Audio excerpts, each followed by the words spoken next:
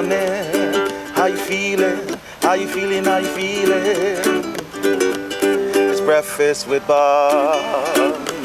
And Poncho Man, of course. Hello, Thank Wednesday, you, Poncho. everybody. Good morning. You are the legend. Welcome to Breakfast from Kona, presented by Active, inspired to race is the hashtag. We are also sponsored by Timex, Rudy Project, GoPro, MPA Graphics, Lava Magazine, Babbittville Radio. Our next guest has 6 Ironman titles to his name, and last year, huge breakthrough, was second here in Kona, Mr. Luc McKenzie, wearing the coolest trucker hats on the planet. How you doing, Luc? I'm great, Bob. I love being here in Kona. This is my favorite week of the year, and I'm really excited about coming back here and racing this year. Well, I love the trucker hat. Last year, it's funny, it's almost like you've invented the trucker hat. Well, I'd have to say that Julie Moss definitely invented the trucker hat in the triathlon circles, but yeah, no, I guess it's a hat that I feel very comfortable wearing when I'm racing, and it's really cool to see what we're able to do with it last year. So yeah. This year we've been able to help support CAF Foundation, which we love. Wait a second. What the hell? So that's just something that it's great that we're able to do something cool with it, and we've been able to raise over $5,000 so far for CAF with the trucker hats, and we're not just even this week. We're not even at race day yet, yeah. So it's way better than I even expected. So just to be able to do something cool like that, I'm proud of that. And when you win, just think the big number. Where's the trucker hat going to go? Exactly. So it's interesting. I was looking at some of the your results over the last couple of years. Obviously, second last year. And what was interesting to me was how you've sort of reinvented yourself as a cyclist. Because a couple years ago, I think your RPM, when you were 9th here, your RPM was like in the 80s. Mm-hmm. The following year, when you were 24th, mm-hmm. something like that, it was 73, 74. Mm-hmm. Then last year, it was up over 90, like yep. 93. Yep. Was that a conscious effort? Okay, I've got to be able to run better, yep. so I've got to not load up my legs as much. Yeah, I mean, in 2011, I had a great bike ride here. I was able to get away with Merino, and that was the year that Crowe went on right. to break the record. And I had a really good bike ride, but I think coming back in 2012, I was trying to search too much and trying to overdo it, and I led the race quite early for a couple of hours, and I burnt way too many matches early. But I took that in as a big learning experience, and I knew I had the ability to do that, and that was the way that I was going to win this race. So the focus last year really was based around my cycling and making sure I really consolidate that strength. Right. And that's what really set my race up last year. So the last year or so has really been about making sure that my bike is my bomb-proof, is your weapon. It's my weapon, yeah. Yeah. I didn't want to use that word, but yeah. No, that's what it is, yeah. right? That's what you're trying to do. So when I look at the splits from last year, I mean, you and Freddie, the guy who won, are pretty much the same in a swim, and you had a couple minutes on a bike, and he picked up 6 minutes or so on the run. So this year, I'm assuming that the run was a focus as well. What's hard is if you focus on one, you can lose another. Yeah, and that's something that I've been quite mindful of. I know what got me to the result that I had last year, and it's been about not trying to change too much. Yeah. I know I've got that run in me. I've ran in the low 250s before in a few Ironmans, so it's. This year, I've also dropped a little bit more weight. I feel like that's really helping in the back end of my marathon. I've focused a lot around strengthening my back end of my marathon. And, I feel a bit more confident in my run this year. Last year, I really focused on my riding and probably went into the race not really knowing where my run was. Whereas I feel like I've coming into the race, I feel like I've got a really strong run this year. So, I'm excited to see if I can piece it all together like I did last year. Love it. So when you look back at just your metamorphosis as an Ironman guy over the years, talk a little bit about what it's taken in terms of dedication, because like you said, you lost some weight, mm-hmm. and that made a huge difference for last year. Mm-hmm. But there's also a fine line between getting too skinny and losing your power on the bike. I think I saw that years ago with mm-hmm. Thomas Hellriegel. He got so skinny for the run that his bike went backwards. Mm-hmm. How tough a balance is that? Yeah, I mean, it's like you said, like my career hasn't, it's been a constant progression, and it's been about learning and coming here and trial and error. And I think, I've had a good consistent progression here. You know, when I first came here, I was 54th and second behind McKeely. Yeah. And it's just been, you know, about coming back, building on everything that I've learnt each year. And I think 2010 was probably a real important year for me because it was actually a year that the only year in the last 8 that I haven't raced. So I qualified, but I had to pull out that year, and just sitting on the sidelines and watching the race and how it really panned out. It was definitely, you know, something that I took away coming into 2011 that really, you know, I was able to get that view from you know, inside the race. You know, I was right up there behind Macca and Raylert in those last closing miles, and you know, that was really cool to see. But it was something that, you know, I made sure that I made good use of that day and took a lot away from it. So yeah, it's been about learning and making sure that, you know, you're constantly trying to better yourself. So you led this race for a long time last year. Does it get to a point where you start taking ownership, where you're going, okay, I'm winning this race, this is going to be great, who am I going to thank in my acceptance speech? How far down the pike does it get, and how tough is it when all of a sudden Freddie goes by? Yeah, I mean, I didn't get as far as writing acceptance speeches, but I tell you what, after I left Palani and I was on the way out, you know, out past Hinalani there, I thought, I got this, you know, like this is mine. And you know, that's the thing about this race is, you know, you can be feeling invincible 1 minute, and then you can feel, you know, absolutely terrible and really suffering the next. And right. You know, I hit a low spot going into the energy lab, and you know, it was about hanging tough. You know, I got to the special needs aid station. I saw that I was in a podium position at the World Championships, and you know, I had to believe that, you know, I owned that position there. And you know, seeing Crowe as I left the energy lab, you know, that gave me a big spur on again. And did he say anything to you? No, he did. He actually stopped and came across the road, and he said, "You're gonna have to suffer if you want to win." And so, you know, I took that on board, and you know, I made sure that I suffered all the way home. And you know, I didn't give up hope that, you know, I'd lost the race. You know, Freddie, stuff happens, and we've seen it time and time again at this race. It's a brutal race. The last 10 kilometers of this race, you just really want to keel over and just stop. And yeah, so it's just about, you know, persisting and making sure that you're suffering and you're suffering through it. So you're a daddy now. You've got little Wynne. Yeah. How does that change your life? It's been an amazing change in my life. It's, you know, coming home from training now, it has so much more meaning. You know, I look forward to getting home and seeing my daughter after a long training ride, and there's nothing better than, you know, just sharing all those little moments. You know, like Beth and I have been out here for a couple of weeks now, and we've just introduced her to swimming, and just taking her for swims each day, and just her reaction to the water, and just to, you know, it's cool to be part of that. And you know, I never thought I'd be a father, and to be one, I'm so stoked I am. So last year you're coming down a lead drive and you're in second place, but still your greatest performance here. What were your thoughts, and what would it be like to come down first? Especially knowing the legacy, knowing Craig Alexander, Chris McCormack, you know, Greg Welch, Pete Jacobs, all the great Aussies who've won here before. It's something that obviously I would dearly love to have on my resume. You know, I was so close last year, I could almost smell it. But you know, I think you've got to earn your stripes here, and I feel like, you know, this is my 8th appearance here, and I've done my time here. I've studied the race. I've learnt from the best. You know, it would mean a lot, you know, just to me, to my family, to everyone that's ever supported me at this race. You know, they've believed that I could do it, and you know, I almost did it last year, and I'd love to do them proud by coming down there first. That would just mean so much. It's interesting is a lot of people will be watching this and go, okay, Luc McKenzie started. I'm sure he got into triathlon and was making a really good living, and you know, he's done the Ironman a number of times, but people don't. What are you doing? Here we go. Live on TV. Yeah. Hey, thank you. So good.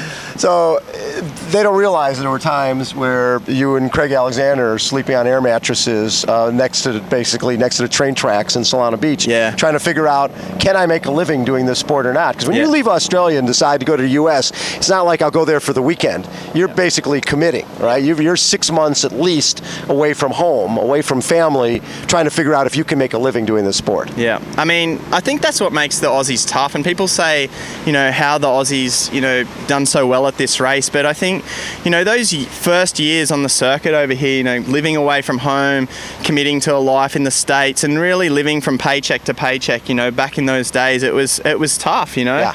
And I think that makes you want it a little bit more. I think it makes you work for it. And, I look back with such fond memories of just struggling by in those early years, just trying to make a living in this sport. And I'm very fortunate that I'd make a good living in the sport now, but you got to remember where you came from as well. And I think that's something that I always try and appreciate, that it hasn't always been like that. It's been a long journey, but a fun one.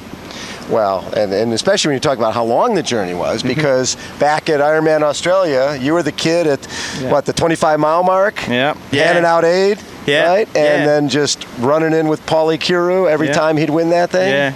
No, I mean, growing up around the Foster Ironman when I was a kid was, pivotal in me ultimately getting here, and my love for the sport. I'd go out there and I'd see Paulie Kiru swimming at the Foster Aquatic Centre, and I was a kid that knew all the stats, and it's pretty funny. I see Caden Lieto, Chris Lieto's son, around here, and I see so much of him in me when I was that age.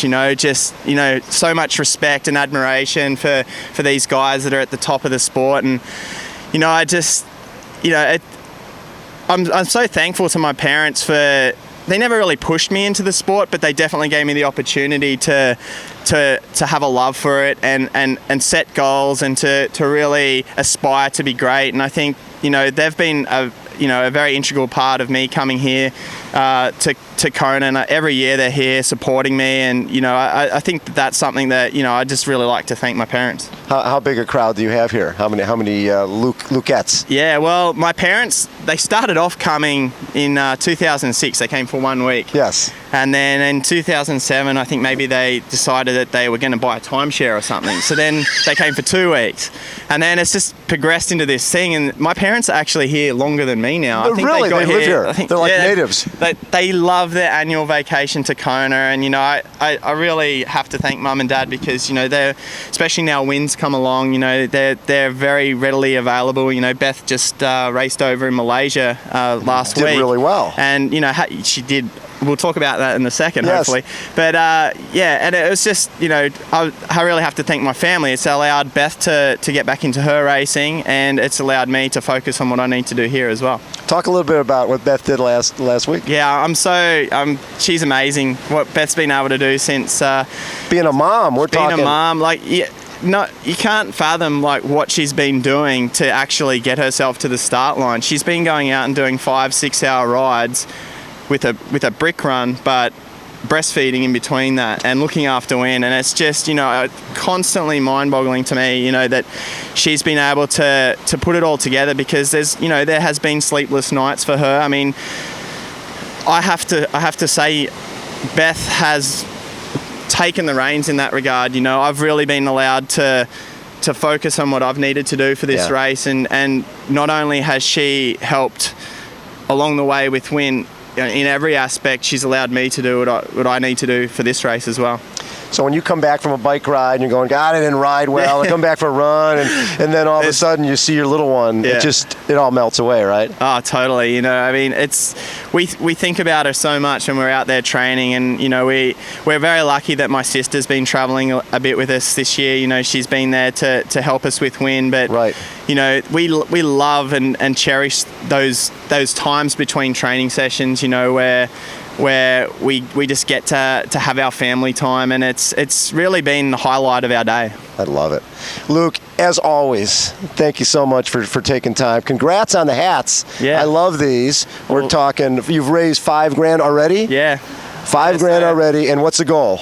Good question. I mean, I didn't really set a goal on it. If we're up to 5, let's go for 10. So you can go onto lucmckenzie.com and find the link to the hats. It's going to the CAF Foundation, which Bob is obviously the founder of and very heavily involved with. And I'm just proud to be able to support a local charity for me in San Diego. Like I've been saying to people, I see the CAF athletes out training, around San Diego, and I have a bit of interaction with them. So it's just really cool to see that, there's those, as a professional athlete, I feel like what we do is our job, but for those guys to be able to finish races with those disabilities, I have a lot of respect for that, and I'm glad that I can help support that. Well, and you'll be with us next week at San Diego Triathlon Challenge. I can't wait. It was a real highlight of mine last year. I did the swim leg. This year I think I'm doing the bike leg. I'm not going to jump in La Jolla Cove this year and have a swim. I've decided I want to get out on the bike and just be a bit more amongst it that way. So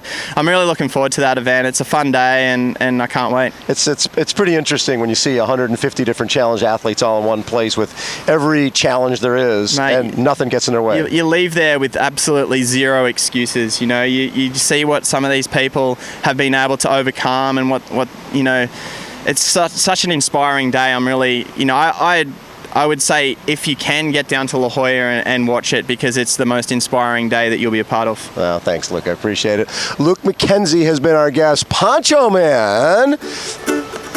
This is Breakfast from Kona. We're presented by Active. Inspired to race is the hashtag. Brought to you by Timex. Rudy Project GoPro. We've got our GoPro 4 right there. 2-camera shoot. MPA Graphics, Lava Magazine, Babbaville Radio. Poncho Man, take us away.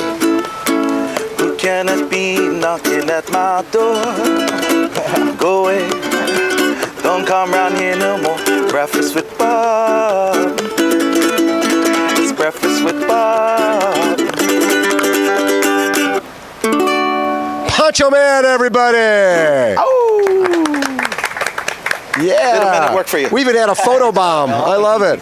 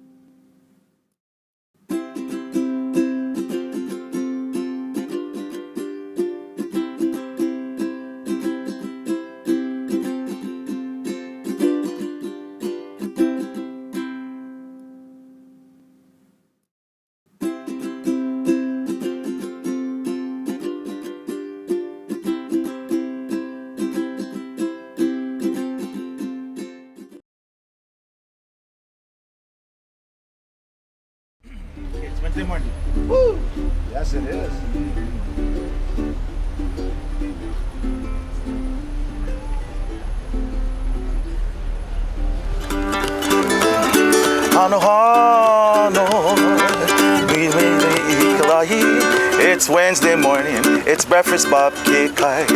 Malino o akona. Thank you, Poncho Man. Welcome to Breakfast from Kona, presented by Active, #Inspired to Race. My name is Bob Babbitt. Our sponsors are Timex, Rudy Project, GoPro, MPA Graphics, Lava Magazine, Babbittville Radio. Our next guests, training partners, teammates, Bart Aernouts and Ronnie Schildknecht. I can always say that. Ronnie Schildknecht. So good. So good. Good. Really good. I'm a professional For when an it comes American. for an American. You got a Belgian, got a Swiss guy, 7-time Swiss Ironman champion. You got Bart. Didn't you just win Ironman France? Yes. Yes. I did. So you guys just did a training camp together in San Diego. Had you trained a lot together before? No, not that much. We know each other quite long from duathlon. Yes. And then since this year we are teammates. Yes. And we share the room in a team training camp. And I think it was just a good opportunity to do a training camp together in San Diego, and it worked out really well. So I think it was not the last time. Now, together. what was good about training with Ronnie?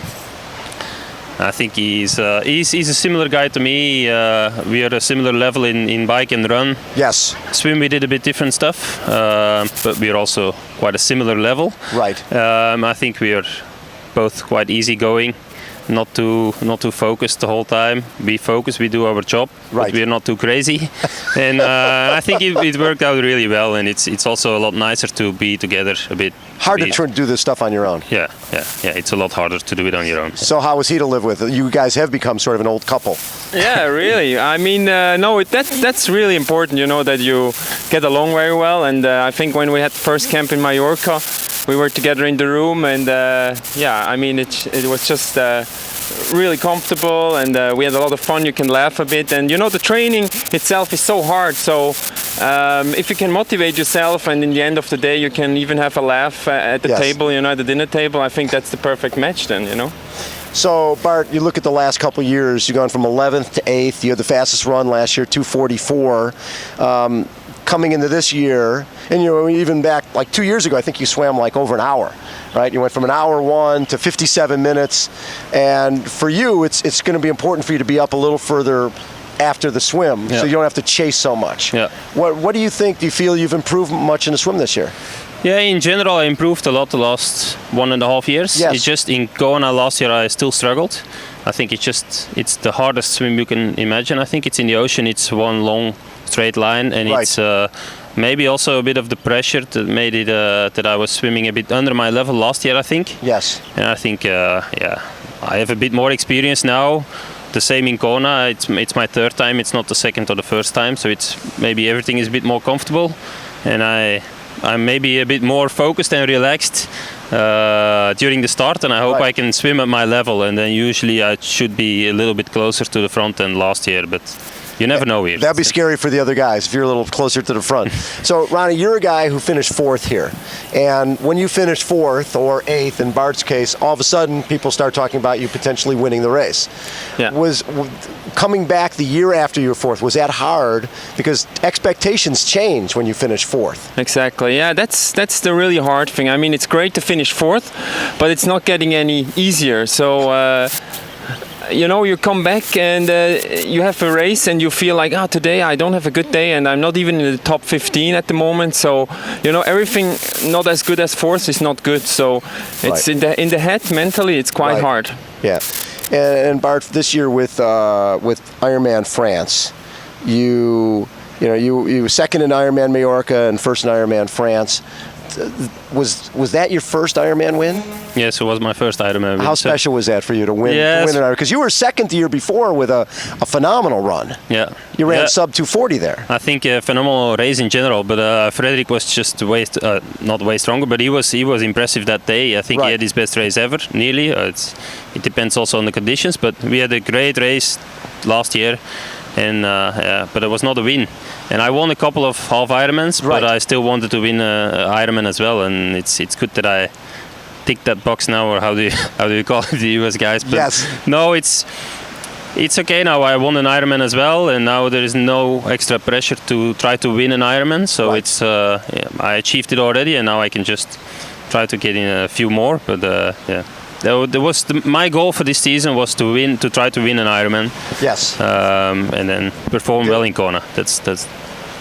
So, both you guys from duathlon, and for folks who, you know, they know that it's run, bike, run, but I think it's tougher to do a duathlon than it is a triathlon, right? You're starting out with a hard run and then riding and then running again.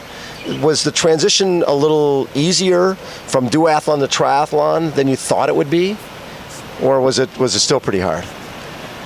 Well, I think for us it was not really hard, but the hard thing is that you're not a natural swimmer, so you have to catch up. You have to learn that sport. Yeah, exactly. You have to learn a new sport, and you're not used to be in the back of the group, because in duathlon we were both pretty good runners. Yes. And you're up front, so that was the biggest change. Was coming out of the water behind and having to ride through the group. Have to chase, right? Yeah, that's the hardest thing, because your position is completely in duathlon. If you're a good runner, you start you can control the race maybe, or at least always be in the front pack.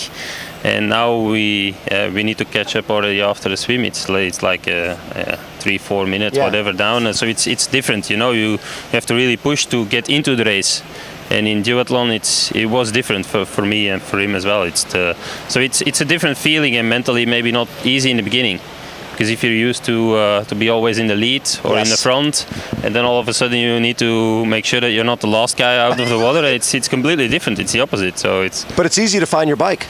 Yeah, it's easier to find the bike. There is only one left. Advantage, yeah. Your bike's right there. That's the only advantage then. But mentally it's harder. Yeah. Well, the other side of it is sometimes when you're a little further back, because the way you've run each year and run like you were 24th or 25th off the bike last year and ran your way up into 8th place, a lot of people when they're in that lead group on the bike might go too hard and lose some of their running legs. Are you able to focus more, this is for both of you guys, are you able to focus more on just your race, because you might be off the back a little bit and having to work your way up? Yeah, I think you can focus more on your own race, but it's also mentally sometimes hard to still believe in yourself that you can get a good result in the end, because if it's not really motivating you, that you know that there are still 30 guys in front of you, and maybe they struggle in the end and maybe you catch them, but you never know. And it's mentally you need to keep pushing yourself, and it's just a race against yourself more to try to stay focused and just push it really hard. But I think it's not always easy. If you're in the lead group, at least you have a motivation. You're already in close to a podium spot, and we never know if we can make the podium in the end. It's only the second half of the marathon that's usually the moment when you catch some guys and maybe believe in top 10, top 5, whatever. So it's. Especially for me, I think Ronnie was often in a better position than me after the bike, but I also struggled on the bike in Kona. So not both years. Both years, yeah. Both years, so you didn't have the bike ride you thought you could have. No. Yeah, I think especially in Kona, I mean, for me, I have to have patience, because in any other Ironman, if I have a deficit after the swim, I go hard, catch the front group. Because the field usually isn't that deep. As well, and also here the conditions if you ride hard, if you're not Norman Stadler or Sebastian Kienle, it's hard to ride like 40 watts more for half an hour or an hour and then settle back, and I think I have to be patient and wait and then catch them in the run as well, because for me it never worked out to blaze through the bike. When I got 4th place, I ran pretty fast the marathon, and I catched all the guys in the end. Right. So by being patient on the bike. By being patient. Right. But that's hard when you're heading out to Hawi and you see the race going the other way. Yeah, it's very hard. That must be very difficult for both you guys. Yep. So talk a little bit about growing up. Okay, for you, Ronnie, tennis player, right? Yeah. And was getting to Wimbledon, that type of thing, was that a goal, or did you feel that? Yeah, I was totally into soccer and tennis, And then, I mean, you know, there are a lot of guys out there who have some talent, but I always dreamed of going to Wimbledon, of course. Yes. My big idol was Stefan Edberg at the time. Yes. He was a serve and volley player, like really nice style, and I admired him also because he was always a quiet guy and very polite. And before he beat you. He was the type of guy who was very polite before he beat whoever he was playing. Stefan Edberg? Yes. I don't know. I think he was even polite after it as well. Yes. Yes. Or what did you say? Basically, he was a nice guy, but when he got on the court, he was going to beat whoever. Oh, yeah, of course. I mean, but he was always had this class, so he stayed on. Even if he beats you, he has some class with nice. it. So, yeah. So, you remember playing Roger Federer? Yeah, that was also a good experience, but that's a long time ago. And 6'4", though. That's not bad. Yeah, it's good. It was fun, but I knew. But Roger still would recognize you. I don't know. Maybe yes. I think he's a guy who's. I talked to him a few times. Yeah. So he's a guy like you and me. So exactly. Of course he would. So, doing a training camp together, do you have a sense of what you're ready to do on race day? I mean, do you feel, is it out of line for Ronnie to win this race? Is it out of line for Bart to win this race? No, I mean, for us, it's clear. I mean, the question only is who is third place. I mean, 1 and 2. And I mean, 1 and 2. Right? It's one or the other. We talked about that a lot. I mean, we had a lot of time. Yes. So we are not sure which is one and which is two. We are going to make it a sprint finish. So when you stop at the banyan tree, about 100 yards out, we do a little... Like get in the track, get in the blocks. Or we sit down and we talk. Yes. Yeah. I love that. Yeah. So you had an opportunity to run. Bart's had the fastest run here a couple times. Yeah. You had an opportunity to train with this guy. Yeah. Is he one of the best at running after you, like when you're doing your brick workouts, we're getting off the bike and running? Is he one of the best? Yeah, I mean, he showed in the race that he's one of the best. In training, it is never the same than in a race. But of course, for me, he was the benchmark, and also for me, it was really motivating to train with him to see where I am at. Right. So of course, he's the guy. I mean, on the run, even on the bike. I think he's. Some guys think he's. I think he's one of the strongest on the bike as well. He showed that in Wiesbaden 70.3 as well. I mean, he blazed through that 90K. So, I mean, he's a biker and a runner. So he does it both. Yes. And, how about this guy? But we are in general not really crazy in training. We don't do crazy hard stuff. I think we are not too impressive in training. It's more the race that matters. It's not. I think a lot of athletes are just training a lot harder. Right. But it's what makes you better. It's not about personal bests in training or whatever.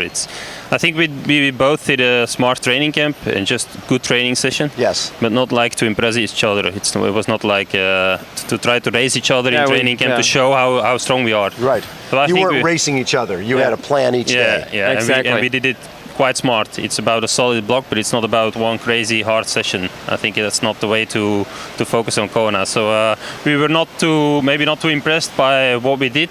Yes. But we just did a really good solid training block. And I think that's interesting. Years ago, Tim de Boom and Peter Reed trained together.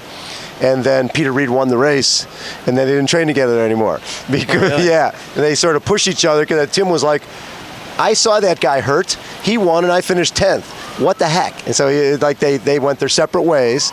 But when they were together, they trained really, really well. Yeah. So when one of you wins and the other one doesn't win, will you still train together? It's always hard to talk about the future, but I don't see a reason why we shouldn't train together another time. So it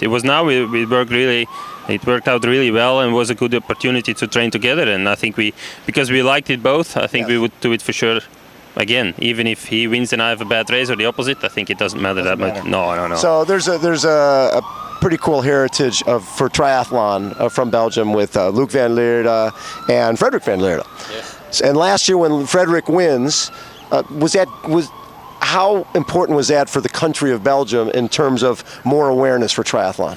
I think it was really important because everybody was still talking about Luc Van Lierde and everybody still knows him in Belgium. Yes. But triathlon was not that much in the picture anymore. No. He was quite big when Luc won. He got Sportsman of the Year in Belgium. Right. It's always hard for a small sport to become Sportsman of the Year. Sure. And I think since the win from Frederick last year, triathlon is booming again in Belgium, and especially in the media. It's More media. He won a lot of awards at the end of the year, Yes. so it means a lot if you win Kona in Belgium. Still, Yes. It was the same with Luc, but it's still the same with Frederick. So if you win this race, the people start talking about triathlon a bit more again. I think the Belgian press is going to be a few more guys here in Kona this Yes. year again. Before they were not always there. Yes. So I think it was good that a Belgian guy won again to try to get it a bit more in the media, and I think it's a booming sport in general. A lot of athletes are competing, and new athletes want to try to do a triathlon. Yes. But in the media, it's not that big in Belgium, and I think it's in a few countries in Europe it's similar. It's not a huge sport in. Right.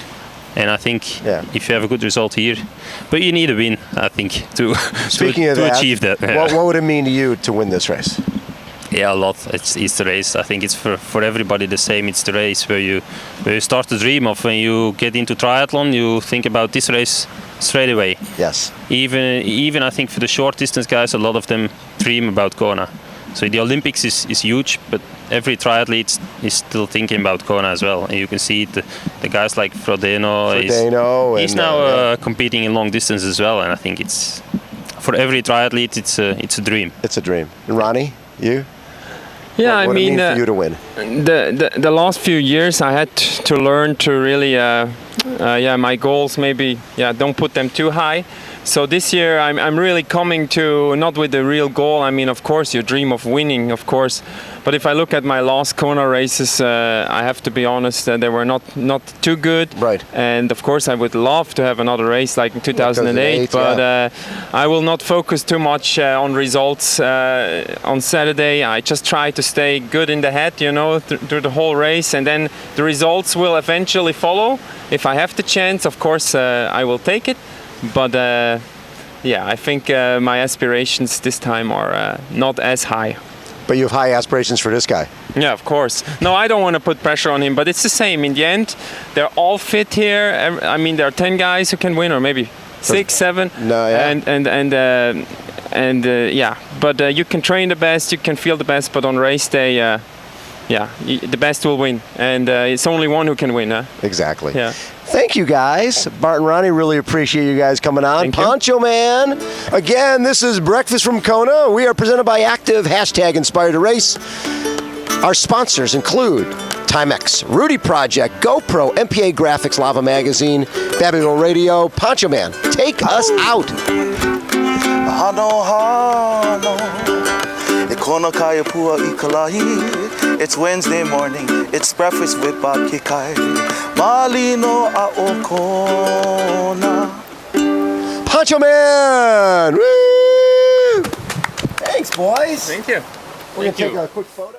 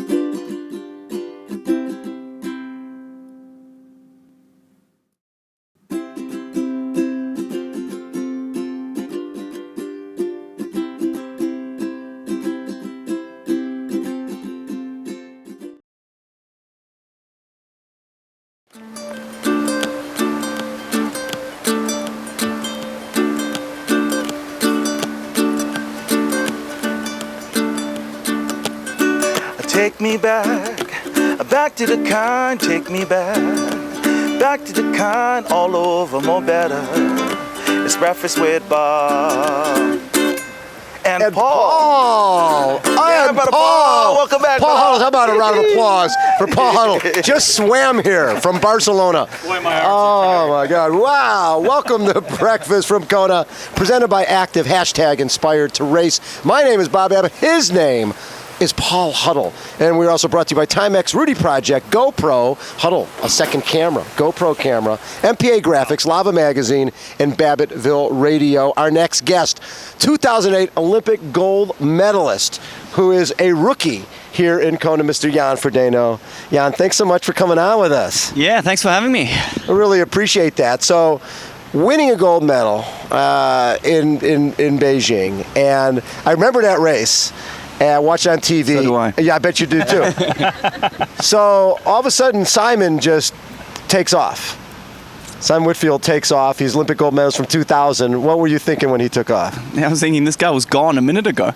Yeah. It was ridiculous because he blew off on the last hill, so he was gone. He was gone. I know. You know, when you have your countdown, you're like, oh, sweet, I got a medal. You know, you're kind of counting around the guys. And it's like, whatever happens, I got a medal. And all of a sudden, there's 4 of you back in the mix. And Simon did it perfect because most guys would bridge up and then wait.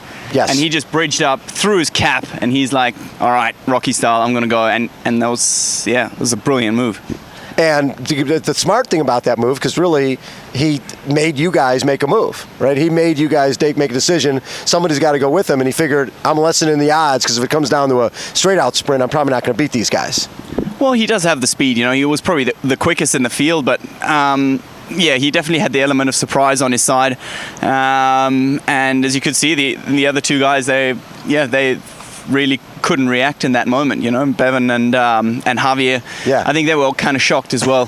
Whereas I just didn't care. I just waited for that sprint. I'd been training for that sprint in my mind for at least a year, that I thought it would come down to a sprint. So when it finally opened up, I was like, oh, here we go. This is my... When he went, though, had you had a plan? Had you decided when you were going to go? And then he went, and obviously he made your choice for you. But what was your plan prior to that?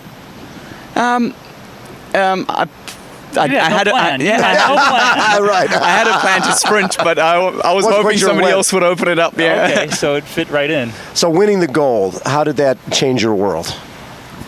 It's a little bit like someone pushing a fast forward button in your life. It's just everything happens all at once, all the time. You just get invited for breakfast, lunch, and dinner, and in between you got to do this and got to do that. And it was a really busy and really cool time. You know, just experiencing lots and being able to promote myself and the sport was a great opportunity. Still getting invited for breakfast, I see. Yeah. Oh, well, Yeah. Breakfast. Where's my breakfast, guys? It's right up there, baby. We walked right by. So after 2008, you stayed in the game for 12, right? You took 6th in 2012 at the Olympics in London. And after then, did you always feel that you were going to move up to longer distance? Well, you know, personally, I probably feel the 6th place in London was my bigger achievement. Really? Because it came off literally 6 weeks of running. I'd been injured since December and had some of the world's best specialists telling me, I can't help you. I had a trapped nerve in my calf. Yeah. And I couldn't run a single meter for about 6 months. And so a 6th place at the Olympics of 6 weeks of running, wow, was pretty cool. But at the same time, with the 6th place, you're walking away empty-handed. No medal. Let's be honest. It's empty-handed. It's a fantastic result, but I just didn't want to finish my short course career like that. I would have gone to longer distance racing straight away if something would have come from it. So I decided to finish in Hamburg, home race for us, Team World Championships. Yeah. And and then I really knew I wanted to come here. This is sort of the big one in our sport, and I really want to come here. Was the decision that quick, or having finished 6th, like you said, on 6 weeks of running, did you sit there and go, all right, maybe 2016, if I actually have a decent year of training that year, why not? Or did you think, you know what, 4 years to come away with nothing, I'm going straight over to the dark side? Look here, let's be honest. The Olympics are epic. The Olympics are a massive sports festival. Anything, any sport comes together, and you watch sports that you would never ever watch if you're not a participant. And the problem with the Olympics is there's 4 years in between, and it's a long time. And that's, I really felt I needed a change, and was really happy to explore another avenue of our sport. Racing in the US is completely different to racing in Europe, and I've really, really enjoyed it, and it's brought a fresh wind into my life. And someone asked me the other day whether I miss it, and I'll be honest, I'm loving this. I'm quite happy where I am.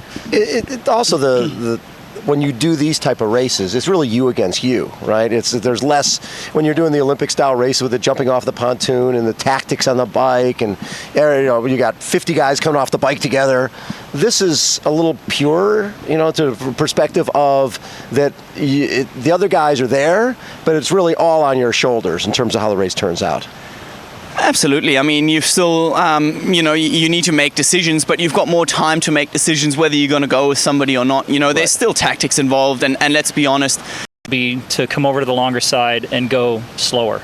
You know what I mean? It's not that hard. It's not the intensity that we have on the ITU side. Talk a little bit about the difficulties that you have found. Maybe it's not the scalding speed that you guys have, but what is it? What is the element? Obviously the distance, but what is it that makes this difficult? I mean, a 2:40, 2:45 marathon doesn't probably sound that fast when you're racing ITU and guys are running 29, 30 minutes. Yeah. It's like, you should be able to run 2:30 pretty much with your eyes closed. So what is it about this distance?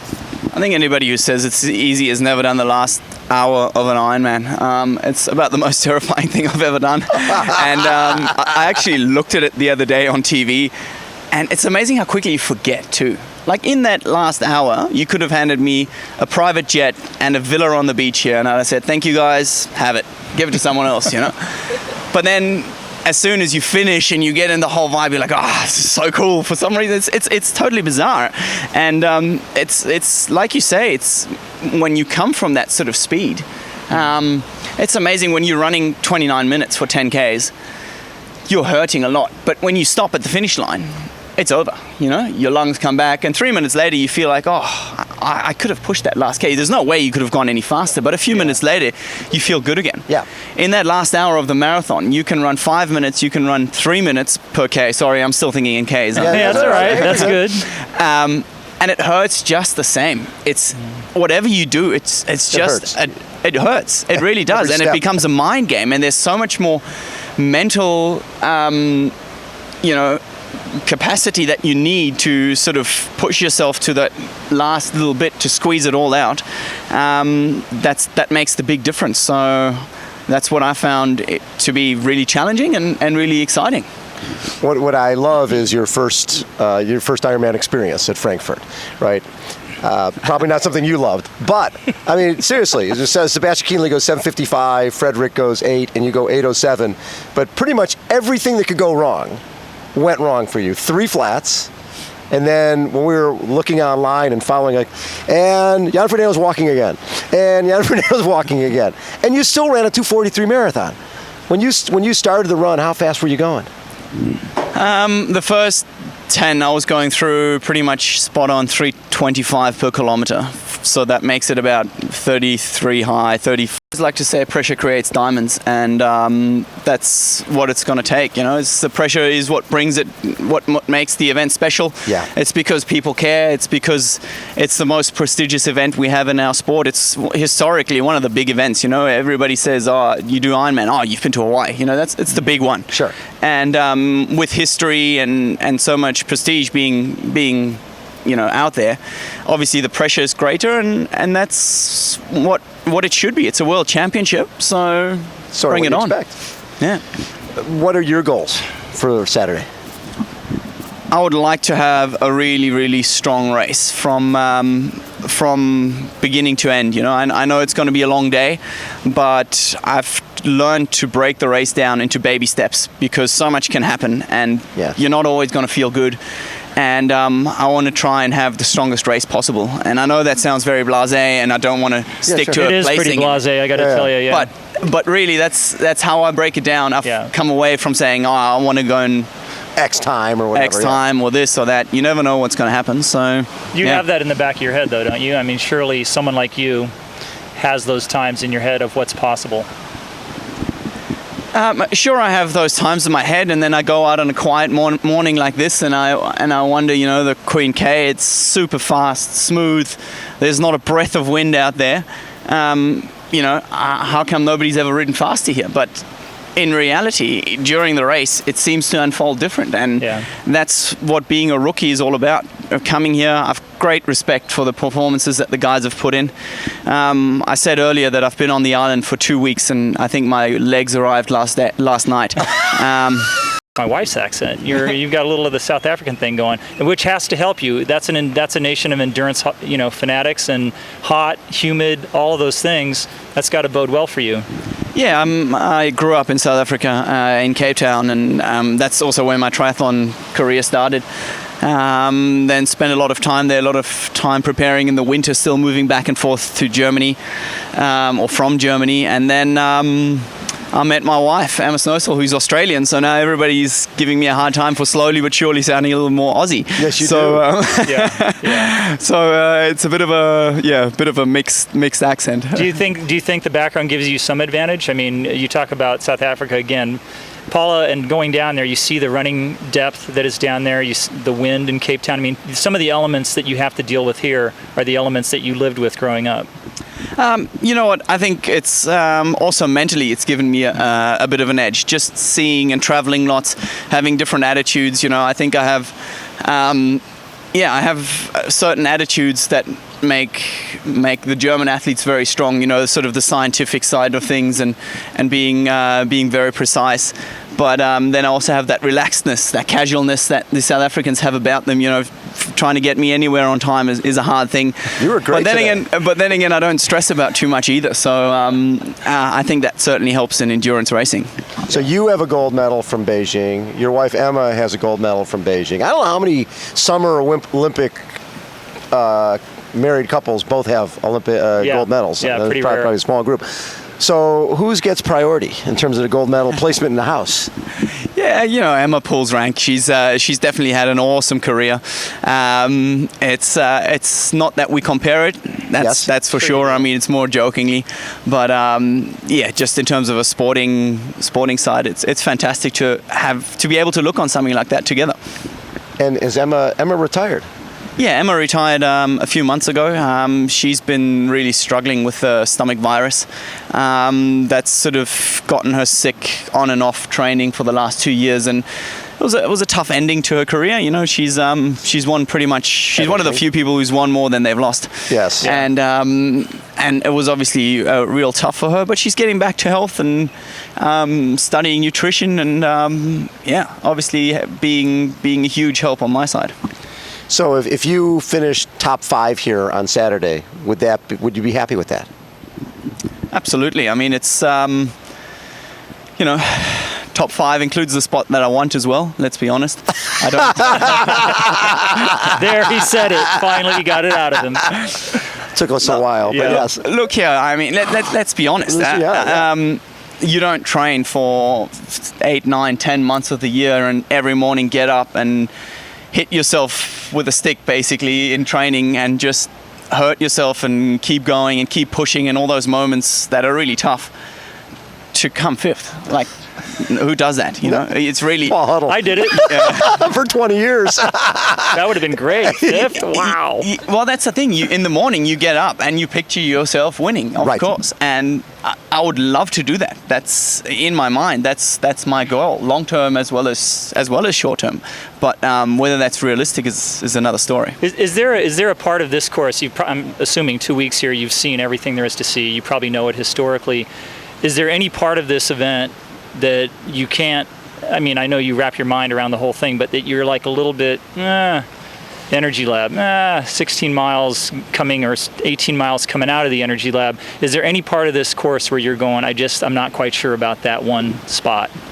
You know what, I picked pretty much the hottest day in the last 2 weeks and went to the energy lab and did hill reps, just to sort of blow that one out of my mind. And it's, I think, the accumulative fatigue that'll get you. Yeah. So it's all manageable when you're fresh. Right. You know, there's nothing in it that you can really say, okay, these Right. 20 minutes are going to get you. Right. But after 6 hours, those 20 minutes look very different to the Yeah. 20 minutes that you just did Exactly. after a 15-minute warm-up.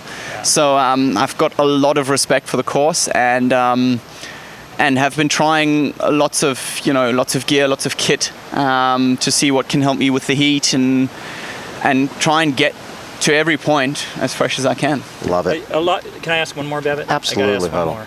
You're a tall guy. I was going to say that, yes. How tall are you? 6'4". Yeah, I think so. That's taller than some of the guards in the NBA. Exactly. Yeah. Anyway. They can jump. I Yeah. can't.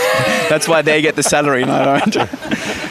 And a lot of people make a lot about statistics in this sport, and I frankly think that, hard in an athlete is completely the game. But that said, there has not been a winner on the male side, I think, over 6'2". I think Peter Reed was probably our tallest Ironman champion, I'm guessing. Do you think at all about that kind of stuff? I mean, everyone says, yeah, but look at Marino. Yeah, but look at Torbjorn. Yeah, but look at this one and look at that one. Because the only argument I've heard so far against Jan Frodeno, and there hasn't been, Too big. I don't think any, except for this, he's too tall. And I'm like, too tall? What is that? What do you think? I've heard lots of them. It's you? my first time. Well, Luc Van there is Lierde. that. Luc Van Sorry? Lierde one. Luc Van Lierde won Yeah. his first time. Yeah, there's a lot of people. Not a lot, Yeah, but a I few. know. people. There's been a few. Yeah, but anyways, people say Chrissie? it's the first time. You can't really do it on your first time. There's no Olympic medalist that's ever medaled here. Paul McKinley Jones. silver There you medal. go. and she took Bam! there. Out of the water. Okay. Exactly. And my dad's a thermal engineer, and he tells me the bigger you are, the taller you are, the more surface area you actually have To dissipate the heat. to dissipate the heat. So I'm going with that. I'm just you know what? sticking You with know that. what? As And soon we'll as he leave it said at that. thermal engineer, I'm like, wow, that is a good one. How about that for our audience? Yeah, we like that. It's not often we get thermal engineering. I haven't heard that. Yeah, and thank you Think so about much. it. Yeah, thank you. Really appreciate Thanks you so much coming for down. taking so much time and coming in. It's really a pleasure to get to spend more time with you. Thanks for having me, And guys. It's been hopefully great. Sunday you'll be back here. Yeah. It would be wonderful. Yes. Poncho Man, come on back again. This is Breakfast from Huggos. We're presented by Active, #Inspired to Race. My name is Bob Babbitt. His name is Mr. Paul Norman Huddle. Our sponsors are Timex, Rudy Project, GoPro, MPA Graphics, Lava Magazine, Babbittville Radio. Poncho Man, take us out. Take me back to the kind, take me back to the kind, all over more better. It's Breakfast with Bob and Paul, that's all. Breakfast with Bob. Poncho Man! Yeah!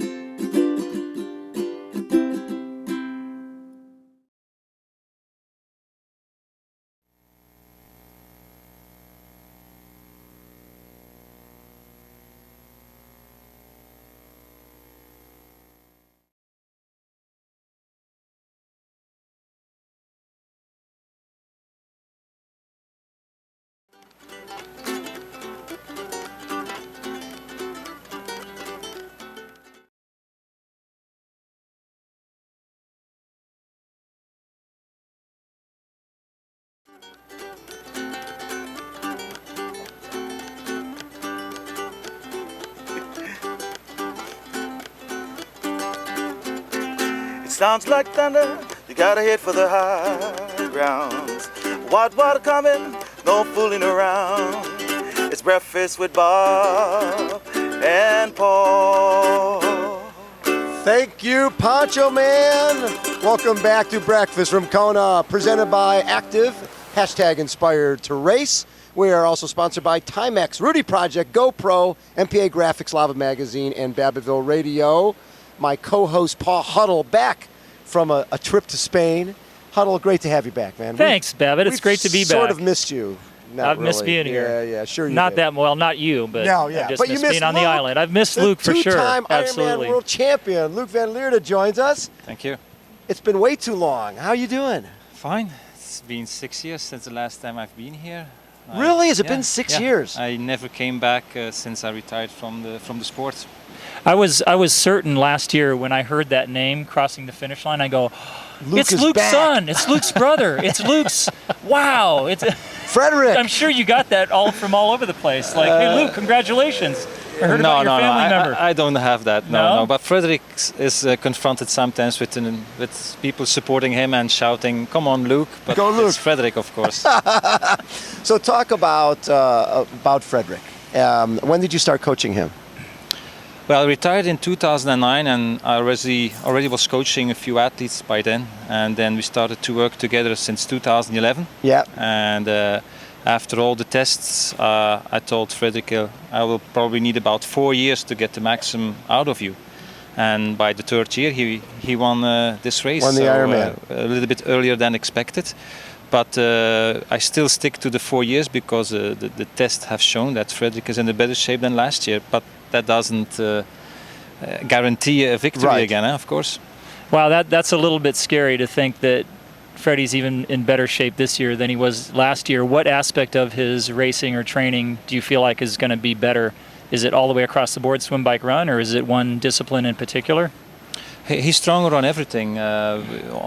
We actually focused more to make sure he's a better biker, but he improved on the run too on the same time. So we're happy with that, of course. So when you say to an athlete who's not 21 years old, it's going to take me 4 years to get you to where you need to go, was Frederick open to that right away, or was there a point where he thought, I think I can get there faster? No, he accepted that because I explained to him why it is. It's important if you want to run a faster marathon, you need to improve first on a 10K. Right. And you need the time for that. And then you need to translate that to the half distance, and that takes time too.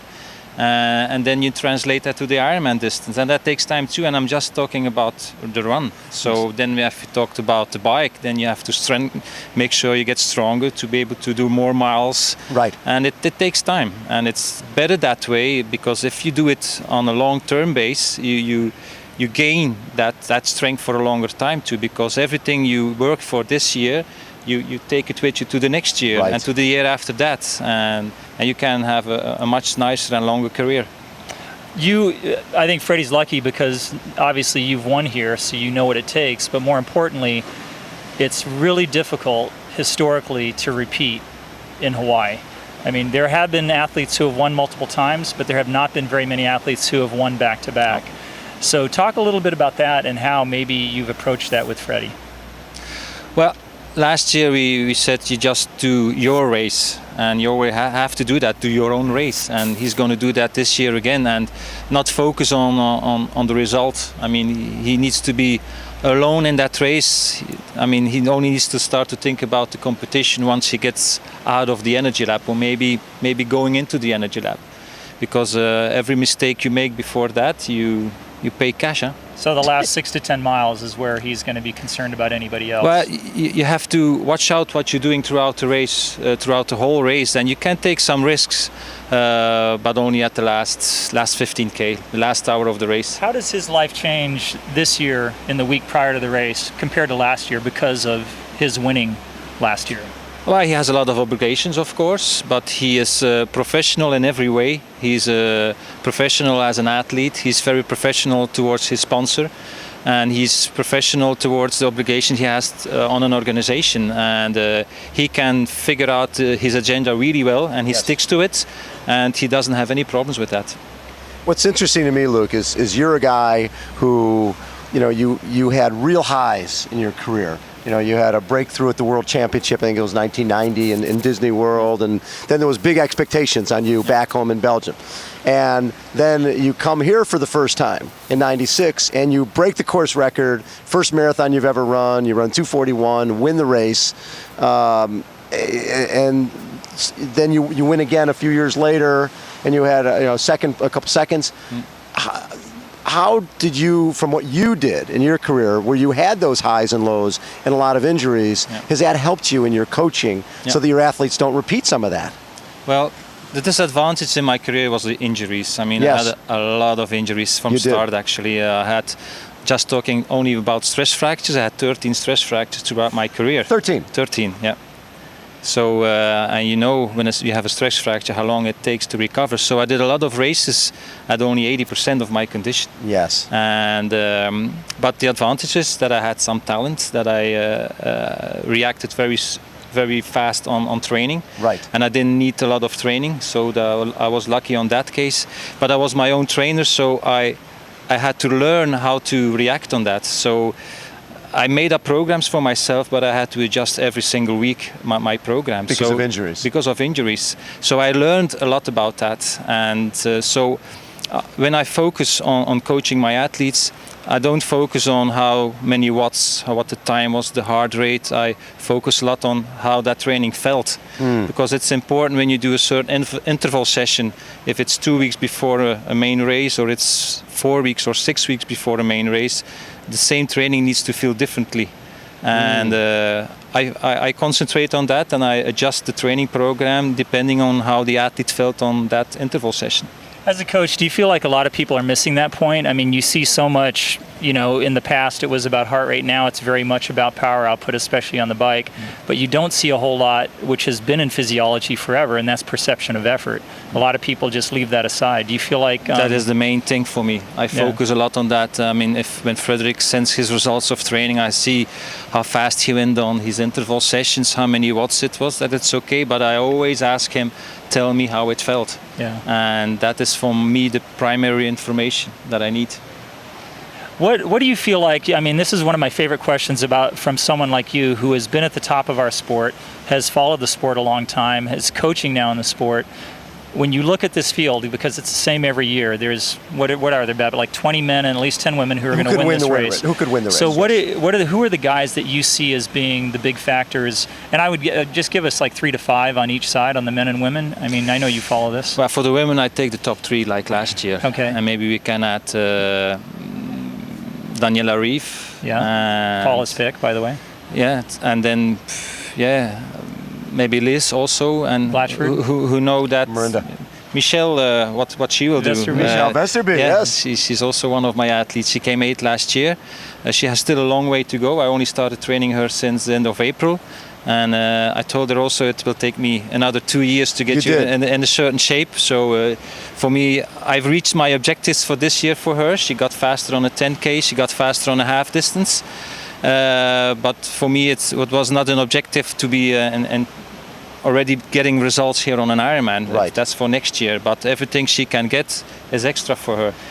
But on the men's side, then I mean it will be a little bit different because we have a few good swimmers up there. So I expect to have 3 packs. We have the swimmers in the front, then the main pack in the middle, and then the bikers behind that. And it probably will all come together around Hawi, and then on the way back we will soon see who forced himself on the bike. Yeah. And then there will be only a few people left when we start the marathon who can go for victory. And those will be? Those will be, well, when you go for the runners, we have Frodeno, of course. We have Yvonne, who's he's pretty strong this year, and also the other Belgian guy, Bart, he's also a very, very good runner. Yeah. Then on the biking, we have Sebastian, of Kinley. course. Yeah, that's my pick. Yeah, very good on the bike. I don't know what the run is going to be, but I always tell my athletes there are always stories about he's injured or that person is this or out of shape. Just when you start at the starting line, everybody's at 100% shape. No question. And you will see on the race day who has been injured or who has not the shape. You will see it throughout the race, but don't think about it before the race. You know what I love about his picks is you think about the names that weren't in that list. I mean, because, and that's the reality of it. There are people who have different perspectives. When you're in Barcelona, all anyone can talk about is Yvonne Van Lierde. Yes. You know, but there's a lot of weight with all of these picks. But, you know, on the women's side, Carolyn Steffen and Miranda Carfrey weren't mentioned. On the men's side, there's at least a dozen names that were mentioned there. So I love what's this great race. about this. That's what's great. Right. Again, people talk about the heat and the wind. To me, what makes this race special is the level of competition. Yeah, no it's question. so deep. So, Luc, coming over here, like we just interviewed Jan Frodeno, and he went through all the reasons that he shouldn't be winning, right? I'm a first-time person here, and a rookie never wins. I'm like, no. Luc Van Lierde won when he was before rookie here. When you came here that first time, did you have a sense of how important this race was, or just how different it was in any race you'd ever done before? Well, before I did 2 times knees before, and and I broke Mark Allen's record in knees with 5-6 minutes. So it's pretty good. Yeah, that's okay. And I remember when. In '96, when the national television was here, before the start, they interviewed Mark Allen. Yes. And I still have that at home, that coverage. And then they asked Mark, and what do you think about Luc? What do you think he can do here? And then he answered that he followed what I've done in the last 2 years, and that I'm certainly one of the candidates to win. If it's not this year, he probably win next year. So I think Mark, he has a lot of experience. So if he knew that before that race. So that gave you confidence. That gave me confidence, and I came here to go for the top 5 and maybe for the top 3, but I didn't came to win. I will be honest in that. Yeah. But the island was kind to me that year. Yeah. There was no wind. It was not too hot. It was raining a little bit on the run, so the island was kind to me. If it would have been different, some like other years I've been here. Then maybe I wouldn't have finished. So. And I remember that year as we were doing the coverage, and we did the only thing we knew about you, and we'd heard it maybe within the final week, as sometimes happens with athletes that you're not expecting, was that you had just won. Was it Nice? Yes. It was It was ITU long course, right? Yeah.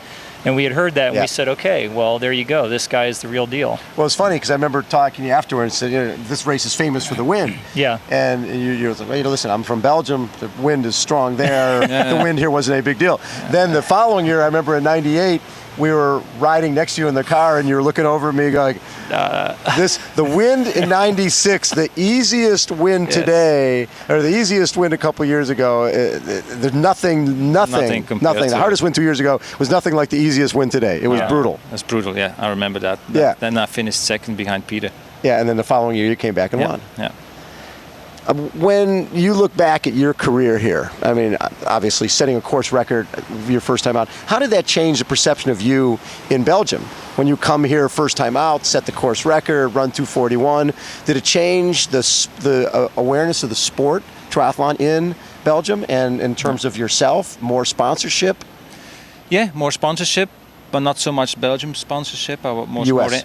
US sponsorship, and it was good for the sport. More and more athletes started to go into triathlon. It was the biggest growing sport, not only in Belgium, but I think worldwide. It's still like that. Yes. And I think every other top athlete, doesn't matter which sport that they do, they all say, when I finish my career, if it's an ice skater or it's a cyclist or it's a runner or whatever sport they do, they all want to do a triathlon, and they dream of coming here and doing the Ironman of Hawaii.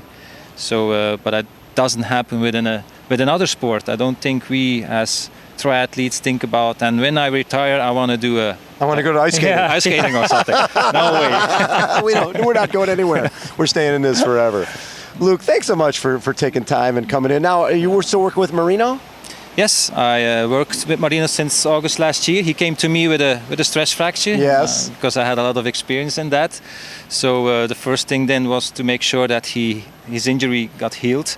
Then we decided not to focus on Hawaii last year because he needed some extra points. It was not necessary to do that. The injury was the primary thing.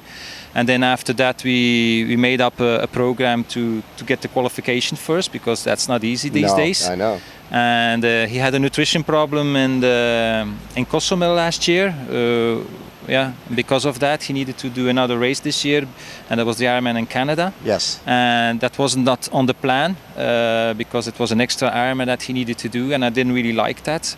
But on the other hand, I was really happy that that happened, actually, because he had a nice win there, was very strong, and it gave him a lot of confidence. Yes. And he's strong. He's really strong. But well, we wait and see what happens this weekend. I just saw him race at Zell, and he looked really good there as well. I mean, he looked like he faded a bit in the run, but boy, I've never seen a guy. I mean, that bike ride, he crushed that bike ride. Yeah. Well, he took it easy on because it was another race that I wanted him to do. I wanted him to focus on the training, and he was not fresh that day. Oh, okay. So he was a little whatever bit in the lead you have on your bike, just do the minimum you need to do on the run to win that race. And he did it. And he did it. Yeah. Love that.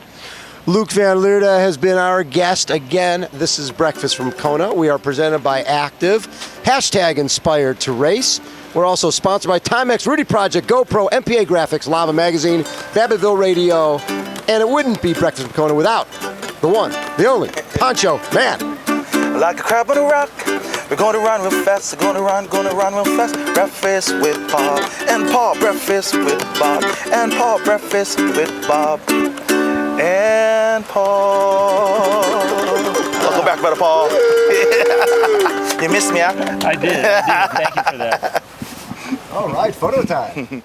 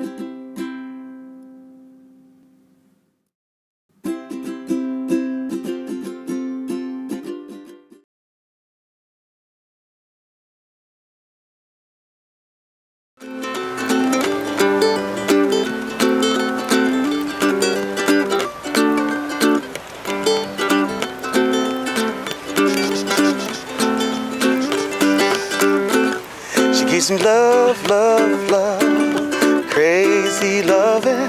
She gives me love, love, love, love, crazy love. When I'm watching Breakfast with Bart and Paul. She said yes, Pancho. She said yes. Yeehaw, about time. Welcome back to Breakfast from Kona. My name is Bob Babbitt. His name is Paul. We're presented by Active, hashtag Inspired to Race. And we're brought to you by Timex, Rudy Project, GoPro. We have our second camera, GoPro 4 right there. MPA Graphics, Lava Magazine, and Babbittville Radio. Our next guest, the 4-time Ironman world champion, undefeated, 13 iron distance races in her career. And record holder. And, yes, 8:18, 2:44 marathon at Challenge Roth. Chrissie Wellington. How the heck are you? There we go. Yeah, Studio exactly. audience, yes. Give it up. Love that. Besides getting engaged to Pancho Man, what you been up to? No, that's been the highlight of my year so far, actually. Nothing. Everything pales into comparison. Insignificance compared to that. What have you been up to? You've been traveling the world. You were very instrumental, right, in getting women into the Tour de France for the first time with that with the women's group. What have you been up to? Yeah, this year has been really busy. I feel like I should be in the circus juggling 100 different balls at the same time. But it's been really, really gratifying and fulfilling in many different ways. Yeah. One of the highlights this year was actually being successful in our campaign to get a women's race at the Tour, together with Marianne Vos, Emma Pooley and Catherine Bertine. We lobbied quite hard for that and worked then with ASO, the organisers of the Tour, to get a one-day race on the Champs-Élysées on the final day of the Tour. So that was a huge success, and I was actually standing on the start line on the 27th of July. And I felt what was akin to winning this race. Really? And I didn't think I'd come close to the kind of emotions that I've ever felt winning Ironman races. But the satisfaction that I got from the part we played in enabling the women to have that opportunity was incredibly satisfying, actually. And I think, the four of us took quiet pride in what we'd managed to achieve. It's not a panacea, but it's a start, and I think an important start, and builds on, the progress that's been made over the past few years in women's cycling. That's amazing to hear. I think a lot of athletes who have been, I think a lot of professional athletes in our sport are so consumed by the seasons of training and racing and having goals that when you're done with the sport, there's a pretty gaping hole in your life. And to hear you say that you felt that same sort of satisfaction, have you feel like you've been able to fill up a lot of that void, since, and I'm sure it took a while, I'm sure it wasn't overnight? Retirement is a really interesting process. It's not always easy. We are absolutely blessed as athletes, amateur or professional, to be able to race. It's an absolute honor to be able to race. And I made that conscious decision to retire, but I knew that process of transition wasn't going to be easy, and it's not easy, psychologically, physically. It's definitely challenging, but that was part of the reason I think I needed to do it, for the challenge of actually tackling some of the issues that I then faced. Yeah.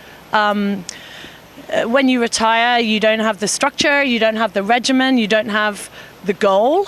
And in some respects, like you said, you have a void. And the important thing, I think, first is to be really kind to yourself and realize that you are so much more than an athlete. You're so much more than the person that you were as an athlete, and that you have skills and abilities and qualities that go beyond you and your performance. Although, it's a really important part of who I am and always will be, I had to remember that there was more to my life than my achievements as an Ironman athlete. But it does take time to fill that void and to find things that give you satisfaction and fulfillment and a sense of achievement that training for Ironman gave me almost every day.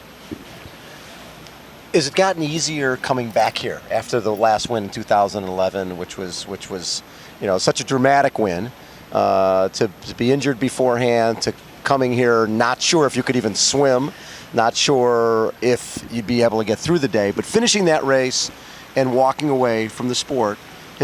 Coming back in 2012, I'm guessing you still are a tad connected to the event.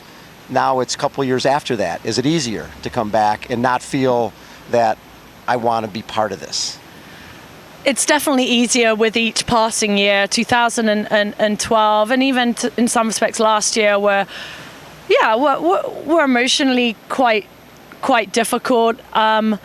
And I think much is tied into developing yourself as a person that goes beyond you as an athlete. And I think in the first couple of years I hadn't managed to do that. I hadn't managed to do that internally. Right. And I think this year finally I've been involved in a number of different projects and initiatives that have meant that I've been able to carve out this new life for myself that is really, really satisfying and fulfilling, and means that I don't yearn as much for the life that I once had and all the amazing things that came with it. So I'm really, really enjoying being back. I say that hand on heart. I love being back. It brings back amazing memories, but I don't wish I was doing racing. This again, yeah. And that's a nice place to be. Yeah. Because that means that the challenge that I set myself to deal with that process of retirement,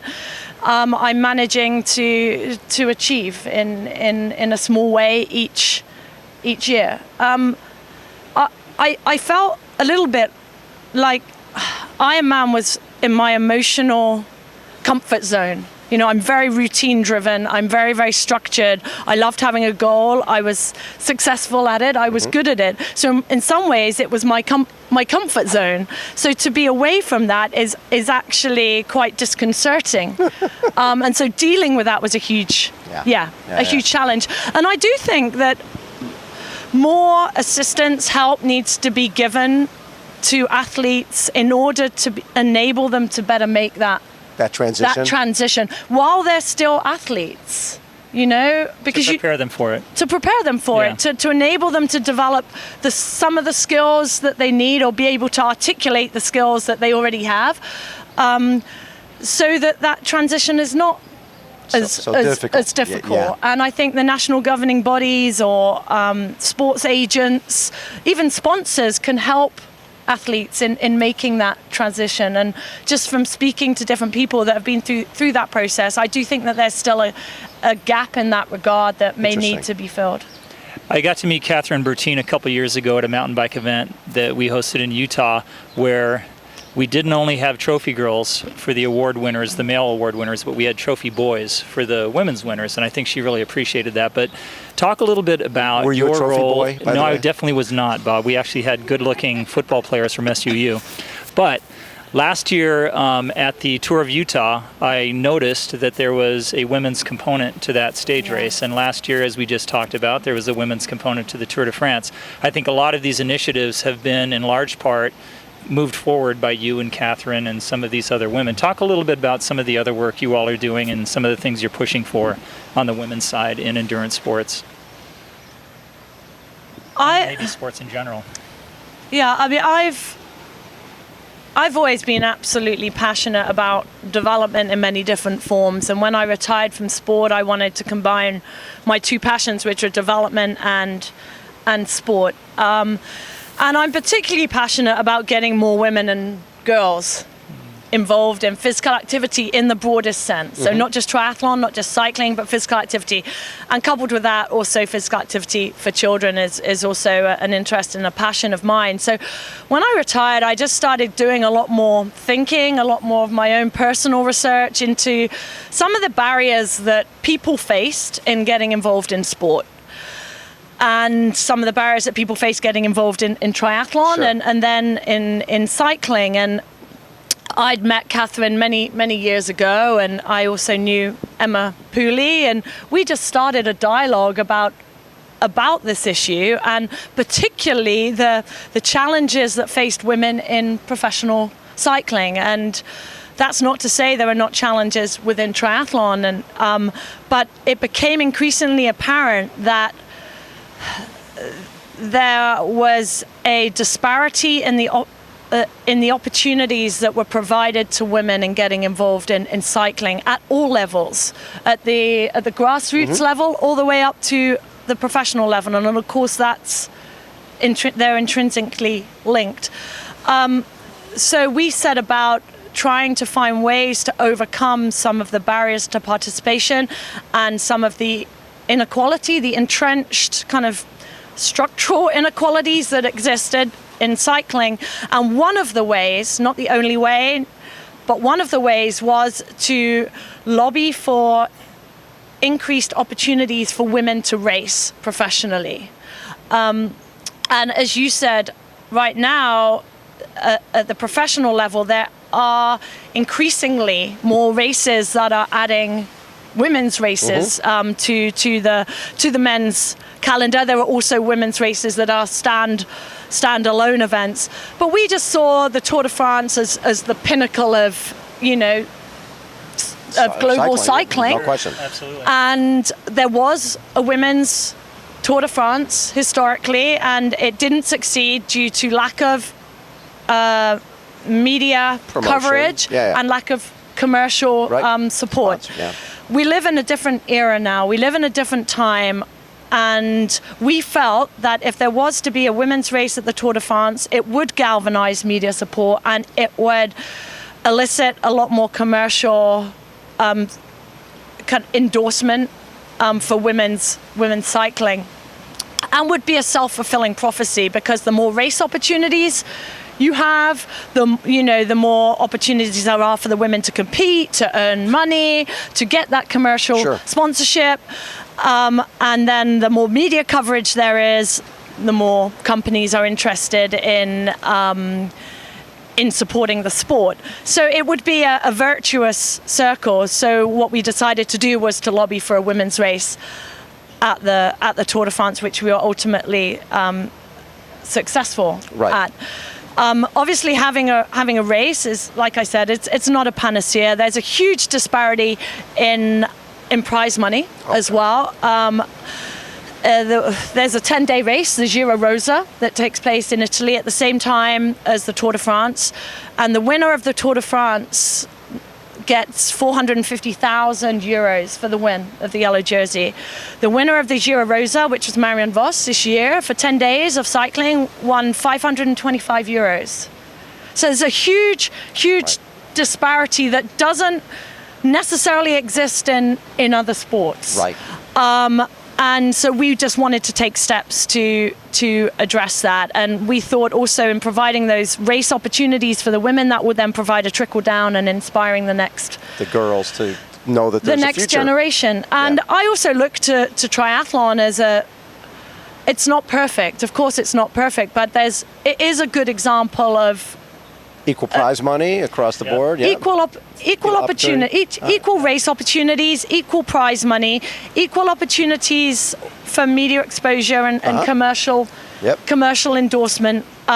It's not perfect, and there are still challenges that are faced in this sport. But compared to cycling, head and shoulders above it. No. I think really we can be proud of what we've achieved in the sport right from its inception. When Paula was racing and knocking on the door at the top 10, and we saw the women, and the age groupers are able to race with the women and see what they can do. So that difference, that gender difference, just doesn't exist as much. It used to be that especially nutrition companies would never use a woman as someone to try to sell nutrition products. It was that you had all the guys, and Paula was really one of the first. When she was the Next Nutrition or whatever company that was, she was sponsored because they felt that guys would buy product that a woman was endorsing because she was a great athlete, period. It didn't matter if she was a guy or a woman, she was a great athlete. So I think that the sport of triathlon has prided itself on having the equal opportunities across the board like that from us. Yeah, I think what's interesting, having looked at this, the participation of women especially U.S. compared to Europe, for example, whereas you see Rock and Roll Marathon and some of these events that have really women. brought a lot of women into sport. Like you said, 60% of a field is women. Yes. U.S. triathlon, Ironman, 30%. Right. European Ironman, 10%. You know, the growth potential in Europe right now is through the roof. Yes. So I really hope that, you know, we can start to move in that direction on a lot of these fronts. All right, so Hawaii. Yes. You have to get back to Hawaii. Yeah. Oh, we're in Hawaii? Yeah. Again, I asked this question of Luc, and I love having someone like you who has so much background and knowledge about the sport. We asked him a lot. We asked him both on the men's and women's side, and I want to give you the opportunity to give us your picks for the men's and the women's side. And I know you have a lot of friends, and it's really difficult for a lot of especially athletes and former athletes to do this because they don't want to offend anybody. But let's just pretend that no one ever wants to watch this before, and no one's going to. Just between the three of us. Yeah. Okay. Just give me a ballpark on like the top 3 men and women. Just, you know, throw it out there. I think everyone you interview is going to say that it's incredibly difficult to predict on both sides. Sometimes there are, you know, standout contenders, and I think this year the strength and depth is just absolutely phenomenal, and that's on the women's side as much as the men's now. And I think we've seen that change over the course of the past, you know, 4 or 5 years. That the number of women that can contend for the victory really is more than I can count on one hand, if not two. On the women's side, I think Mirinda will be hard to beat. I, however, do think that the strong bikers are really going to give her a very difficult, tough race. And by those, I mean Leander Cave. I mean, Leander Cave's come into form relatively late. But that's, you know, that's to come into form. Yeah, absolutely. That's fantastic. And she knows what it takes to win. She knows what it feels like to win here. So I really do think that she's going to be one to watch out for. Rachel Joyce, too, very, very good friend of mine. Just so consistent across all three disciplines, and healthy. Jody, absolutely, will absolutely be in the mix, especially, you know, on the bike and in the early stages of the run, and hopefully she can back up or she can kind of continue at the back end of the marathon. Daniela Riff, of course, hasn't run over the marathon, I think, as fast as she probably is capable of this year. But she bikes like an absolute animal, as we saw. You know something about that. So who's the Chrissie Wellington in this field? Because 2007, when none of us knew what was going on. We didn't want to bring that up again, but it's like, who's the dork in the swimsuit with the, you know, without a hat, just crushing everyone who's like a bug? got a piece of duct tape holding that one sponsor on? $5 sunglasses that I bought from a gas station in New Zealand. And you borrowed the racing kit from somebody else. So who's in the field that we're not aware of that is going to surprise Who just people? won Ironman Korea this year? And, and like in heat and humidity, and we're not looking for it. I think Karine could be one to watch. One to watch out for. I think Heather Wurtel. I don't think she's a dark horse, but I didn't mention her. Kat Morrison as well. I'd like to see Kat have a didn't good have the race here. that she wanted. She really hasn't had the race she wanted here yet. No. What about Carolyn Steffen, who's been knocking on the door for? See, I knew I'd But forget you know what? You know what's someone, funny? You've mentioned at least 5 names that, for example, Luc Van Lierde didn't mention a lot of them. I'm just like listening to these names come. I'm going, oh my. You know, you forget. That's what's so great is how deep the field is. Absolutely, of course. I should have mentioned. Caroline. I think Maka would have given her the mental confidence as much as the physical strength. To be competitive. Definitely. Lindsay Corbin. Fantastic race in Austria. She went faster across. So there's at least 10 right now that are going to win. Or top 3. Caitlin Snow, she'll be running through the field like she always does. On the men's side, it's wide open. Some of the people that you may have predicted didn't necessarily have the seasons that might indicate that they've got the form. Rana, I think, would be strong. I'm sure Luc would have got Freddie and Frodeno. Yeah, of course. How you just talked about Freddie, and you know this from experience. How hard is it to repeat here? How hard is it to come like that first year, where you didn't have any of the media responsibilities? I mean, you cruised in, you won, but then coming back, it's a different deal. Everybody wants to talk to you. You got interviews lined up the whole week. You can't just lie in your hotel room with your feet up. You can, of course. There are additional obligations, but that's part of being a world champion. Yes. They're the responsibilities and the privileges that come with being world champion, being able to represent your sponsors, being supported by sponsors, having the opportunity to speak to the media. It just needs to be managed. I think it's important that athletes are able to say no, to prioritize and actually say, well, I can do this, this, and this, but that's where it ends. Because you can't accept every invitation and you can't do every appearance that's requested of you, and that's where a good support team comes into play. Of course, when you're racing, when they're racing on Saturday, it's them against the elements and the other competitors, of course, but in the run-up, your support team is so incredibly important, and I lent very heavily on my manager, Ben, and my friends and family to keep me grounded, but also to ensure that I wasn't overstretched. Exactly. In race week, but it is difficult. Do you remember the difference in the feeling? Because it's obviously a very intense feeling, treading water, waiting in that last minute for the gun to go. But was there a dramatic difference from the first year you won as a relative unknown to the next year? Treading water, knowing the target's on your back and everybody's looking at you and wondering where you are and keeping an eye on you? Or did it matter? You're just like, goodbye. It obviously felt different. No one expected more of me in 2008 than I expected of me. So I placed a lot of pressure on my own shoulders that I hadn't placed on my shoulders the year before. The year before, all I wanted to do was just go out and do my very, very best. And that didn't change in 2008. That's still the way I felt. But you're very cognizant of the fact that you are capable of winning that race.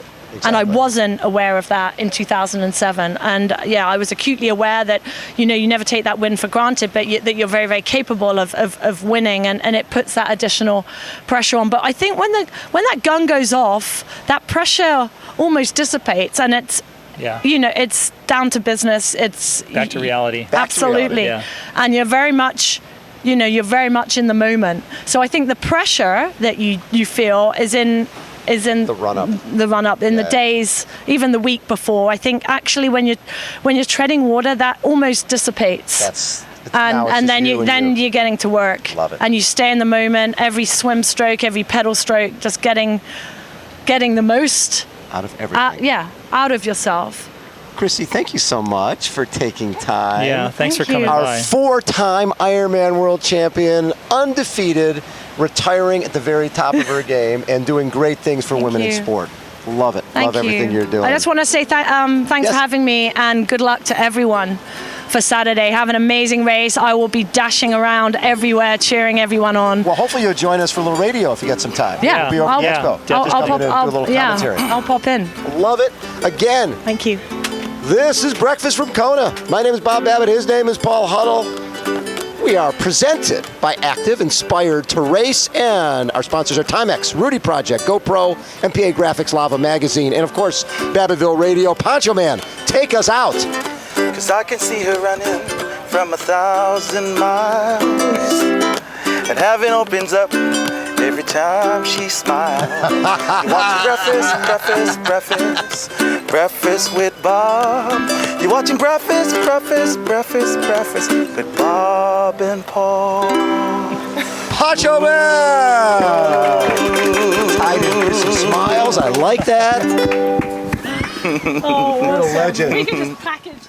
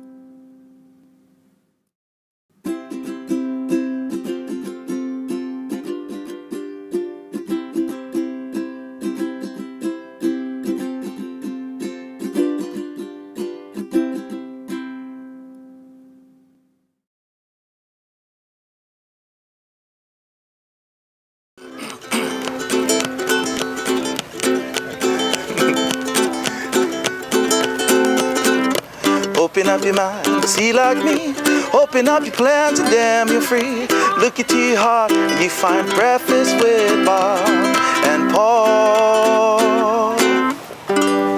Thank you, Poncho Man. Welcome back to Breakfast with Kona. My name is Bob Babbitt. His name is Paul Huddle. We are presented by Active, #Inspired to Race. Our sponsor is Timex, Rudy Project, GoPro, MPA Graphics, Lava Magazine, Babbittville Radio. Our next guest, 4th place here last year, Yvonne Van Vlerken, one of our favorite people. How are you, Yvonne?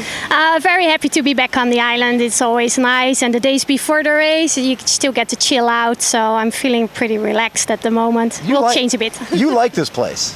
Yes, I do like this place. Every time I land here, it's just, a lot of people say it, but it does have something magical. But everybody has to find out for him or herself when he arrives here. Yeah, it is special. This year, you had an injury. Was it a bike crash? What happened? Actually, it was kind of stupid. I never come back to my country, the Netherlands, and this was the one time I went back for my mom's birthday, and a car overtook me and then had a full stop because of another car that was heading ahead of him, and I just crashed into the car and broke my collarbone in several places. And it just has followed me through the whole season. I had an operation and a big metal plate in there with screws. It's still in there actually, and it's causing a lot of problems and pain every day still. So how hard has that been to train with that? You know what? A lot of people think like the pain and like the body stuff that you're dealing with is hard, but I found it very hard mentally. I've worked, you probably know, I've worked so hard on my swim to get more to the front and put so much energy in there the last couple of years.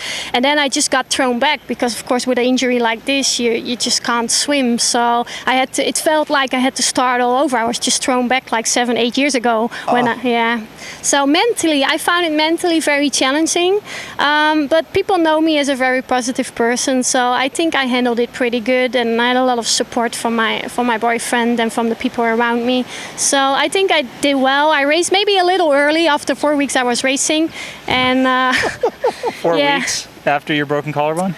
You know how triathletes are. They're all stubborn, and I was so looking forward to the season after I trained 3 months on Lanzarote, like really hard, and I was in a great shape in March and raced head-to-head with Melissa Hauschild in Abu Dhabi. And so that was like the first sign that this was going to be my season, and everybody told me, well, 2014 is going to be your year. And then after Abu Dhabi, I was starting to believe it because I was just doing so well in that race. And then the crash happened, and then, It's like starting over. Then it was starting over, There was a woman that we just interviewed who had a bad crash one year and ended up coming here and winning. I think it was, how far ahead of the race? A couple weeks? Oh, 10 days. Yeah. Yes, I know. I was thinking about that. I'm sitting on her chair now. That's the good luck chair. Yes, good luck chair. I just told my boyfriend Per that, well, maybe it will bring good luck to sit on the chair where Chrissie just sat on. So I'm just going to drain the energy out of it. And but to have an accident, like she didn't break anything, right? This is just an issue that's going to take longer. I will get an operation in December when the season is done. So, and then it will just be my season in 2015. That will be my crushing year then. I don't know. I think you might still have a good season this year, right? There's a race on Saturday that could change that. In terms of percentages, and I know a lot of athletes, you've been swimming forever now. You just had this accident. It's been a long road back. But in your training, what percentage would you say, where are you at? Are you at 80%? Are you at 90% of your swim ability right now, or you're in terms of pain, all the rest of it? Where do you feel like you are? You know what? I think as I've never been a good swimmer, it's probably easier to get back to that speed or that level where I was because it has never been fast. So I think I'm on like 90% now. That's good. Yeah. It's just it's such a shame. We swam, my boyfriend and I swam the course here 2 days ago, and I did my best time ever. But the problem is that the girls in the race don't do the same as my boyfriend does. Like he turns around every 5 minutes and does backstroke and then sees if I'm still there. And then so I can hold the feet. And shamefully, the girls won't do that. So it's a little bad. Maybe you should ask. Yeah. I'm sure someone would do that for you. So last year you swam 101, right? You swam 101. So it's not like you're up with the leaders in the swim anyway. So broken collarbone, maybe it'll make you faster. Yes. See, that's what you got to do. It changed your arm, right? That's right. You'll be swimming faster. 9:04 last year. Now, did you work with Siri last year? Yeah, I've been with Siri for almost 2 years now. Yes. What does she help you with? What does she? Obviously, she's the best cheerleader there is. Not only that, she's the best mental coach. She's the best coach, and most important of all, she's just a great human being. Yeah. It's just very nice to spend some time with her here on the island. She arrived very early, and so I got to have some really good training sessions together with her. Yes. That's kind of like a luxury that I in normal life don't have, as the other girls have that train with Siri. Because they're in Boulder and you're not. Yes, and of course I'm in Europe, and it would be nice to go over, but my market and just my whole life is in Europe, and I just love Europe. My sponsor, I love racing in Europe. There are so much really cool races, and I'm a person that likes to keep to things that work. So, and I always, when you look at my season and my races, I always do the same races as well. It's just nice to go back somewhere, and I normally do well at races where I've been before. So, yeah, it's very luxurious to have Siri here with us, and it definitely helped to get that peak shape just before the race, because you always give a little bit more when your coach is beside you when you're running. And so it's just been amazing, and I'm very lucky that she took me on her team, and I'm thankful for that every single day. So you mentioned us, you mentioned the team. There are a lot of other top women that Siri coaches. Is that ever an issue for you? Do you feel like you don't maybe get is there any of that? She's giving someone else more attention than she's given me, or? No, totally not. And besides that, I kind of like all the girls, and especially my favorite triathlete in the world is Becky. I've adored her my whole career. She's just an amazing person. So I don't have that feeling, actually. I think it's probably different, as what I said before, I'm not in Boulder, I'm back in Europe, so we Skype and we email every single day. So yeah, it's different. So, and like on race day, I just have to make sure, because all the other girls are so fast and they're all such amazing swimmers, I just have to really move my butt very fast soon in the race to get to the front. Otherwise I won't see anything of her, because she will have to stay with the other girls, right? So it's like a motivation to get to the front quick, to see something of my coach. So Ironman Florida, you talk about races you like doing. You see me shining. I love Ironman Florida. 2012 and 2013. You won that both years. Yeah. So you went there last year after finishing 4th here. Yeah, you know what? I had the best race ever. I was even with short recovery. Yeah, it was 3 weeks, and my race in Florida was actually better than my race here. My race here was okay, was good and solid. But my race in Florida felt better, So you're one of those people that maybe you sort of recovering after one race and then going right to another race do you do much training in between when you do short rests like that? I'm not going to tell Siri's secret, because she won't like me anymore. But Siri is very good at stuff like that. So I think she just did a great job between the 2 races. And I saw the video of Ironman, like from after the race. They made a little video, and even the swim looks good, and on the bike I was really looking smooth, and the run it was just going well. I just, when I like a race, I mostly do well there.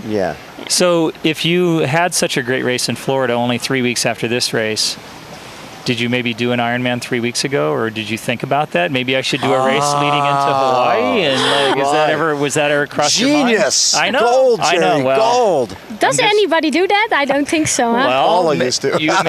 maybe you should think about that. Huh? Oh, like that. No, but you know what? I want to go back to Ironman Florida in 3.5 weeks, so I will have to keep some energy left for that. Okay, so you are doing it again. Definitely, yes. Going for a 3-peat. Yeah, the triple, right? Go for the triple. Yeah. So what is your goal here?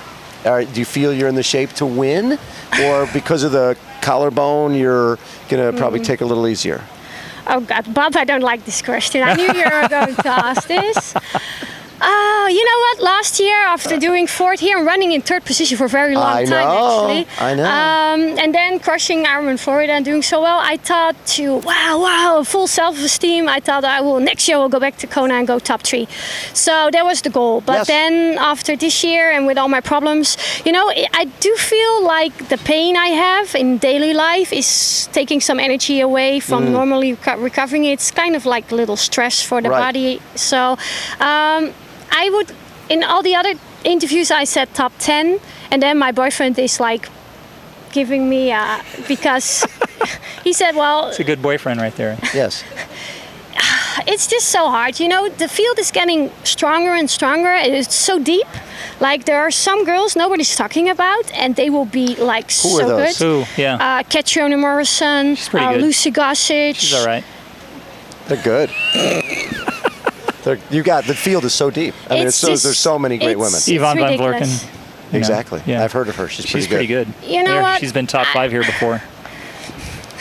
I will just do my best, and I hope to go top 10, and whatever extra is in there, I will be very happy, and I'll be a very lucky girl. Yeah. But yeah. And let's then just keep it you'll be with that. happy just getting top 10 in Florida. No, I want to win Florida. It's my course. It's my course. It's my race. These other women better not come. Yeah. And I'm going to win If that they do one. come, I don't even know who's coming. And you don't care. Nice. Who cares? Yeah, no, I don't Yeah. care. You Okay, don't I don't care. care. No, I'm coming, and I won it twice. But love you know what? I'm not thinking about Florida at all at the moment. My focus is on this race. This is the most important day in our sport. Yes. It should be the most important day for me too. And I'm just going to give it a try. And the good thing is that even when it sounds stupid, after having some good positions here, I'm kind of still like going under the radar a bit, because people know that I didn't have a great season. Broken collarbone. Yeah. And so it's good to not be on the radar for a lot And of don't people. you feel like there's been athletes who've been injured like this before, who it almost takes pressure off, and they end up Yes. having a better race? Exactly. Yes. Oh, Dirk Bockel, when he broke There his you hand go. before. Yep. He finished 7th or 8th without. You almost write yourself off, and then everything is gravy, and so suddenly the pressure's off, and you have a great day. No expectations. Just Yeah. go out Yeah. there and enjoy yourself. And you know what the good thing is? Like, you have those voices in your head that tell you, oh, you haven't been able to do all your homework, you haven't been able to do all the hard sessions that you've done before because of pain or stuff. But I like push it away, and then I tell myself I hadn't had that peak form the whole year. So it's still in my pocket, right? So It may maybe be it right will here. come out on Yeah. Saturday. Pull it out of your pocket Yes, on on Saturday. Pull it out of your I love pocket. it. Yvonne Van Vlerken has been our guest. Again, this is a breakfast from Kona. My name is Bob Babbitt. His name is Paul Huddle. Presented by Active. Hashtag Inspired to Race. Our sponsors are Timex, Rudy Project, GoPro, our MPA Graphics, Lava Magazine, Babbittville Radio, and of course, Mr. Poncho Man. Cause I've been spending way too long checking my tongue in the mirror, bending over backwards to see it a little clearer.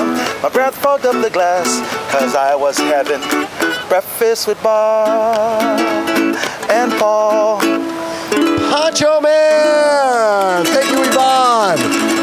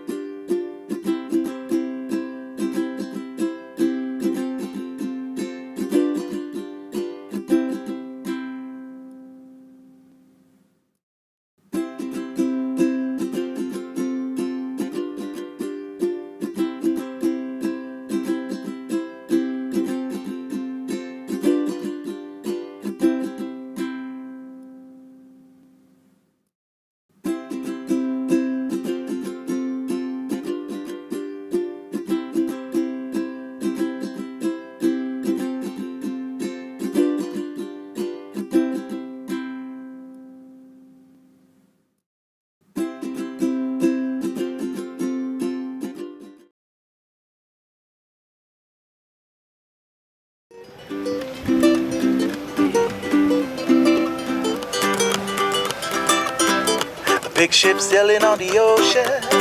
I said, big ship sailing on the ocean. It's breakfast with Bart and Paul.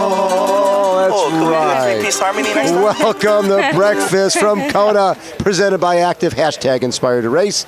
My name is Bob Abbott. His name is Paul Huddle, and we're brought to you by Timex, Rudy Project, GoPro, MPA Graphics, Lava Magazine, Babbittville Radio. Our next guest has won 8 Ironman titles. 8, Babbitt. 8. Mary Beth Ellis. Most importantly, yes. I think she can bench press more than anybody in the field. What do you bench press? Come on. Yeah, what do you got? I can bench press both you guys. That's all that matters. I don't think you've checked how much we weigh these days. How about Poncho Man? Could you add a Poncho Man? That might be my breaking point. That might be my max. So. I love that. So, what's your season been like, and what are you looking for this weekend? You feeling good?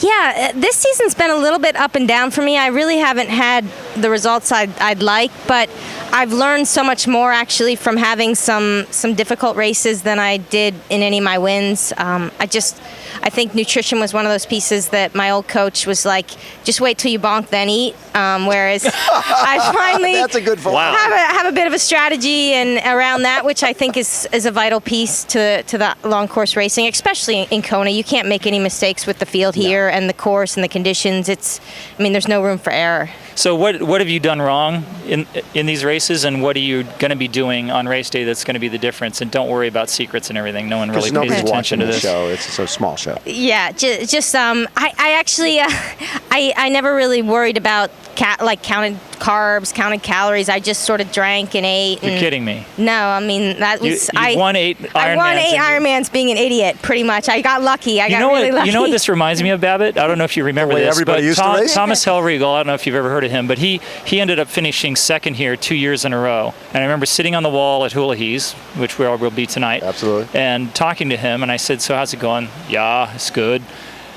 What's going on this year? Any different? Yeah, I know nutrition now. And I'm like you. I'm going, what do you mean you know nutrition? He goes, before he basically had a banana and a Coke, and then shockingly bonked during the marathon. Yeah. So he ended up winning that year. I mean, instantly, I think we all knew when I told Bob, he's like, oh my God, this guy's going to be really scary now that he actually knows he's got to eat and drink during this thing called the Hawaii Ironman. Sounds very similar to your situation. I mean, I can't imagine going into an Ironman race, especially the World Championship here in Hawaii, without a plan. Yeah, we never had a plan. I mean, my old coach was Brett Sutton, and his plan is just go and eat as much. Yeah, exactly. And he's like, yeah, just get a candy bar down at halfway, and that was pretty much the strategy. So well, that could work for someone. Obviously, sure. Someone like a Chrissie can. Well, can yeah, exactly. Some freaks can do okay with that, right? But yeah, I definitely faded on the marathons here in the past, and in several of my Ironmans, if I've had a strong bike, the marathon's been rough, and I think part of it is definitely the fueling. So I'm glad I'll have that piece at least under control, and then we'll see what happens on race day.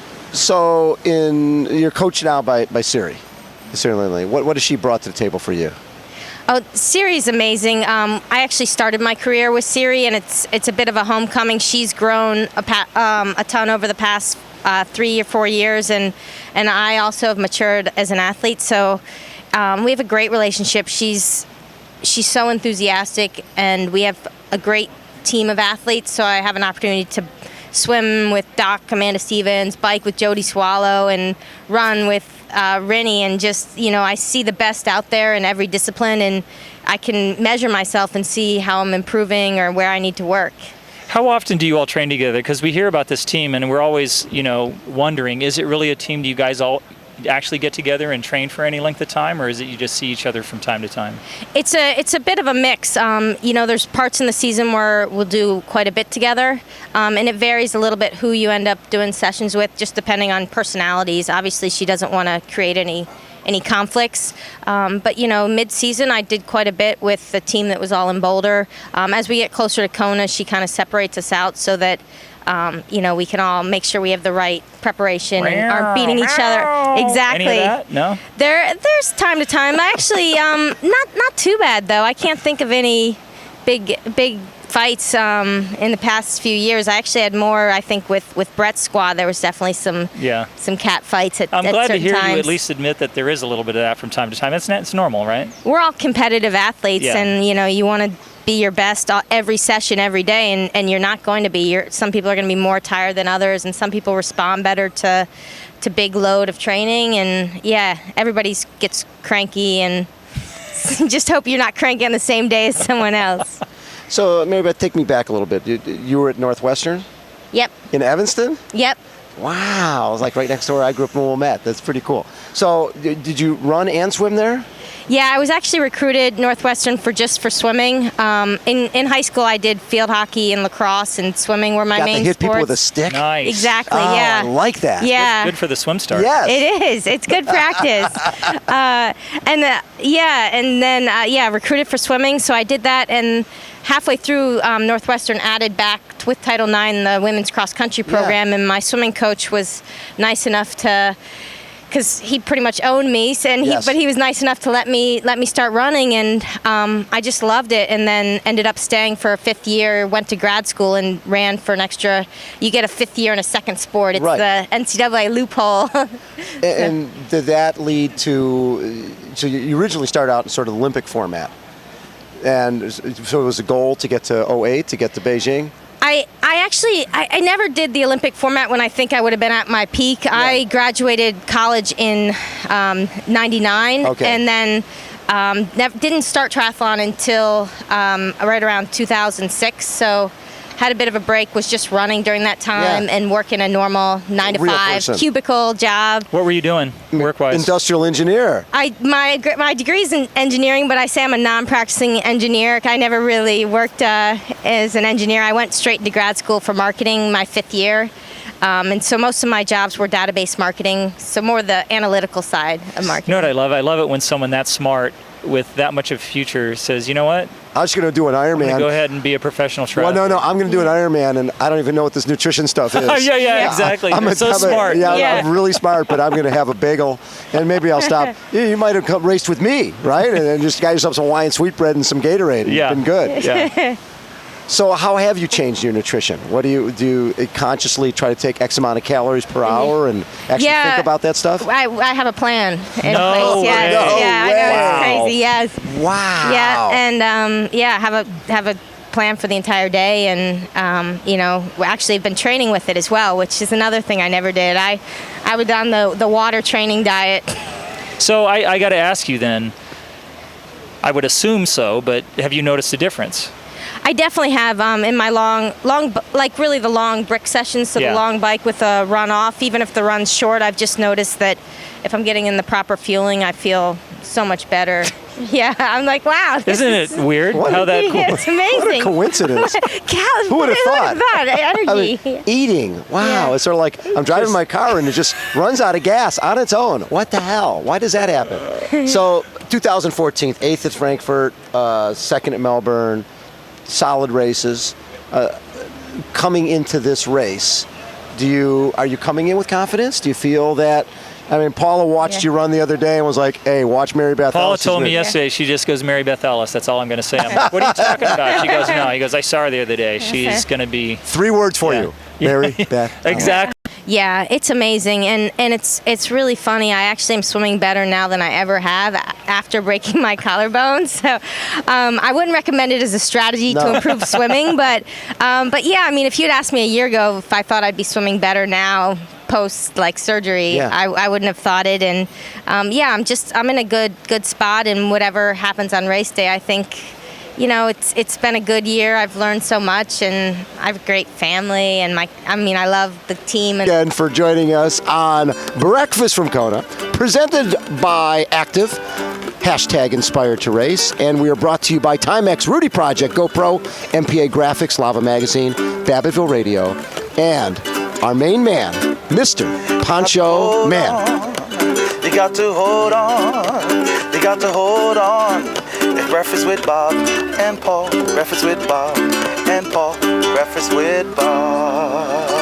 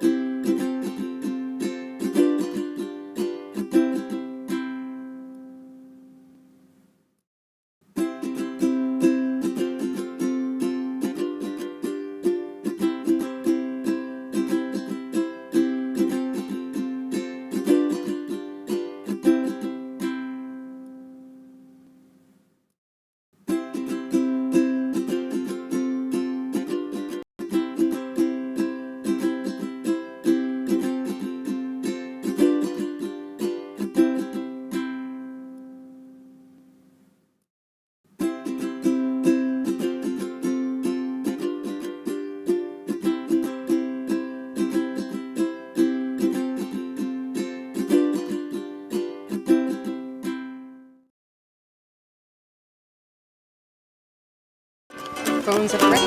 Exactly. Rudy Project, GoPro, MPA Graphics, Lava Magazine, and of course Babbittville Radio. Our next guests from Team Timex, Roger Thompson, Lisa Roberts. How are you both? Great, thanks. Amazing now. Amazing. Okay, so Lisa, let's start with you. You are racing as a pro, and you had the distinction last year of being the first person not to make it here to Kona. How tough was that?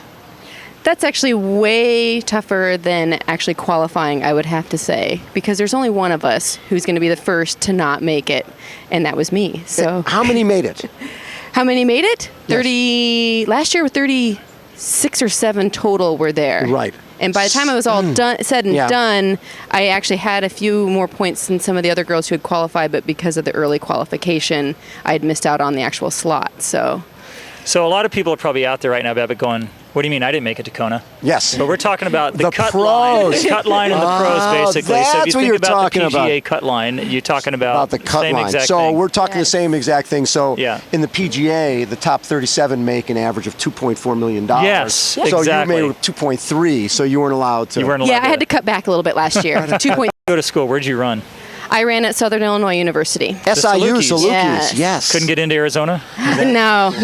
Just checking, yeah. And the funny thing was, when I moved to Tucson, of course, I was still a runner at the time, so I approached the U of A track coach because I wanted to run with the U of A track girls. Because they're the best. Dave Right. Murray. Yes, Yeah. Dave Murray. Yeah. Dave Murray was there at the time. He dropped Tuttle from the team. Oh, good for him. Like a bag of rocks. Get rid of that. And me coming from Illinois, my first question was, and I was there in August, I said, so when does your indoor track season? Okay, then. Then it was Los Cabos. I Okay. got second there. Ooh, that's good. Yeah, to Lindsay. Yes.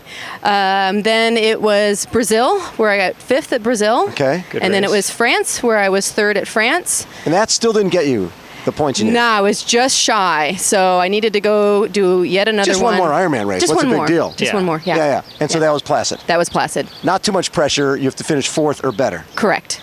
And what'd you get? I got 3rd. I couldn't help myself. Got onto the bike and pouring down rain, lightning everywhere. Had no idea where I was at that point in time, place-wise or otherwise. So I just rode scared and just continued to ride. And then picked off a few girls, picked off a few more, and went, I got to be close. I got to be somewhere getting close to the top 5.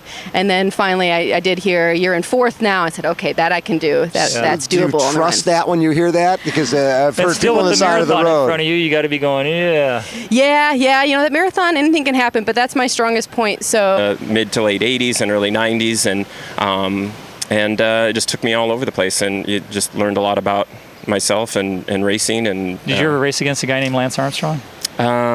where's he from? Is he from? No, and so I started getting into triathlon, which was kind of weird because Where were you at the time? In Spokane still. Okay. A little around, but yeah, mainly racing the Pacific Northwest. And Gonzaga? I didn't go to Gonzaga, but I'm very aware of Gonzaga. Okay, just checking. Gotta get this all. So, yeah, right on. And then you become a family guy, and you don't get back into triathlon until, and you're talking 97, so you're talking USTS series. Right. You're talking all that. Yeah. You're talking Mike Pigg. You're talking. During Oh, yeah, the well, you bike. guys are putting that We on, had right? aid station volunteers Go down. We were having to send ambulances for aid station, let alone athletes. And if I who were recall, racing. I think a week prior to that, they had snow. Yeah, it was freezing cold. Yeah. So I mean, it was crazy. We love our weather. Wow. But yeah. So and we had I had our daughter that year. We're going to at that point when I started training for that. Yeah. So she was born June 9th, and then the Ironman Coeur d'Alene was shortly thereafter. And So, talk a little bit about Team Timex. You became member in. Team came in, their uniforms were hanging in the same locker as Eli Manning's gear. That's cool. I just love that. It's really a special group. What did, obviously you've been involved for a while. It's been a phenomenal team to be a part of. Yeah. Timex is phenomenal. They really take great care of us and load us up with the stuff we need to be successful, with also some partner sponsors with Blue 70 and Trek and Shimano, Nathan and You guys are spread out around the country. Correct, You're in Washington. the world. Yeah. Oh, around the world. Yeah. And where do you live, Lisa? Tucson, Arizona. That's right, Tucson. So you guys are mentors for you're representatives of Timex with the new products, but also just sort of brand ambassadors. To distinguished. thrown out an awful Own lot. it. Just own the veteran. It's good. It's Twice good. in Yeah, one. see. Seasoned veteran. Seasoned veteran. Lisa, now that you're here, Yes. now that you're officially in, Yes. you're in that top 35 or 37, whatever it is. What are your goals? What are you looking for? My goal is to, first of all, enjoy the day. Yeah. Absolutely. And I'm shooting for top 10. I'm going to go for it. Really? Yes. Good for you. I'm shooting Have you for it. noticed that there's some pretty good women here? There's a couple good ones. Yeah. There's some Yes, absolutely. That's why he had nothing to do with. Yeah. That's why he had nothing to do with St. George or any of the rest of it. Yeah, that's about it. Too. Huddle shares your feeling that the events need to have a character. Yeah. But the They need character to here is represent the terrain and the landscape around them. And in Pacific Northwest. So, it's I'm looking forward to getting on the bike and, seeing what's out there, and then just, I guess, having the race that I'm capable of having. Yeah. What does that mean? Top 10 probably if a lot of people don't finish, and there's a lot of penalties. In terms of age group? I don't know. It's just, gosh, you just don't know. I mean, do you know the other players at this point? And that's why I'm saying that. Because you know the other guys. I do know the other guys. So in terms of the Timex just came out with a whole bunch of new products. Right. Yeah. Talk a little bit about what new products that you've been using and you've been liking. Well, the new products, not very many of us have been using that's because they are definitely just a good thing. Yeah. No, it's a neat product, and it'll be out here soon. But it's a really classy looking product as well. So. Love it. Thanks, you guys, for thank you coming very much. on. Really, really appreciate it. Lisa and Rob. Breakfast with Bob. It's breakfast with Bob and Paul.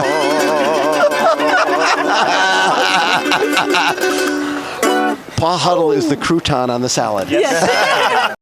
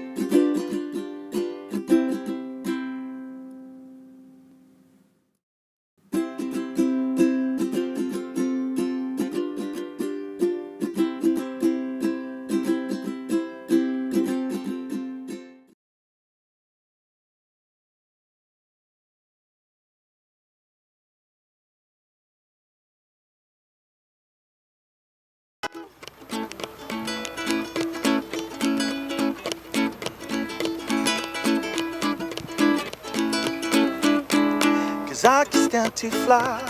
And I'm not that naive. I'm just trying to find the better part of me. I'm more than a bird, I'm more than a plane, I'm more than a pretty face beside a train. It's not easy to be Apolo. Welcome to Breakfast from Kona. My name is Bob Babbitt. His name is Paul Huddle. We are presented by Active. That's hashtag inspired to race. And we're sponsored by Timex, Rudy Project, GoPro, MPA Graphics, Lava Magazine, and Babbittville Radio. Our next guest, the 8-time Olympic medalist, Mr. Apolo Ohno. How about a round of applause from our huge studio audience? I love it. I love it. I'm excited to be here. It's so cool to have you here. Oh, the energy on this island is epic. Is it unbelievable? Epic. It's unbelievable. So it was probably 4 or 5 years ago, doing a little track workout up in LA, and for Chocolate Milk, and you're working out with Dr. Andy Baldwin. I gave you a copy of the Ironman book, just sort of as a lark, going, "Hey, see you one day in Kona." No, you wrote that in there. I did. You gave me the book that you wrote. Yeah. And on the inside, Bob signs it, and he says, "I'll see you in Kona." And I was So that was the curse. That's to me, I just laughed. I was like, "You will never see me in Kona, except for a drink in my hand." Right. Yeah, because you were planning to do you were running a marathon. Yeah. That was it. You were training a marathon, and that was a stretch. Because when you that were was doing a stretch. And after, yeah, after I was like, "I'm definitely not gonna do the Ironman. I'm not gonna do the marathon." That was planned. So when you're doing the races you're doing, what's the longest race? The longest race is about 2 hours and 15 seconds. Or 2 minutes and 15 seconds. 2:15, yeah. 2 minutes and 2 hours. 15. 2 minutes and 15 seconds. So there's not much of a transition. But my specialty going from that. was the 40-second, minute and a half, minute 20-second. That was my specialty. So this was pretty easy transition then, going from 40 It seconds was seamless. to 9 hours. Completely seamless. 9 hour or so race. I went from, it's completely seamless. No big deal. Yeah. How tough was it? It's still tough. I'm not going to lie to you. And I have the best, I got the best coach in the entire business, in the industry. 8-time Ironman world champion, Paul Nibby Fraser. But I'm glad you think that. That's nice of you to say that. Thank you for your honesty, Paul. Very nice. It's been a huge transition and a huge, it's been a struggle. I don't have a problem dialing it back. I just have no idea how to gauge my energy levels because I'm so used to depleting all ATP, all energy in such a small amount of time. Right. And now I have to say, okay, there's different steps. It's just different. I have to pace myself. I have to pace myself. Think. You have to think, right? You're thinking about nutrition rather than just going. Yeah, you have to think. That's an issue. It is an issue, right? Thinking when you're out there, and it's nutrition. so hot. Yeah. What was the biggest shock in your first triathlon? Well, my first triathlon, I did a half Ironman in Boise. Yeah. Way to start off with an easy distance. Yeah, I thought I'd just jump right in there. Sub 5, by the way. Did sub 5, Yeah. which I had no idea what that meant. But I just know that Paula was like, "You better move. If you go over 5, I'm not talking to you." Basically. I was like, wow, this could end. This could end early. This could end the beautiful relationship. Yeah. It was. I don't even remember. It was so painful. I went too hard on the swim. I went too hard on the bike.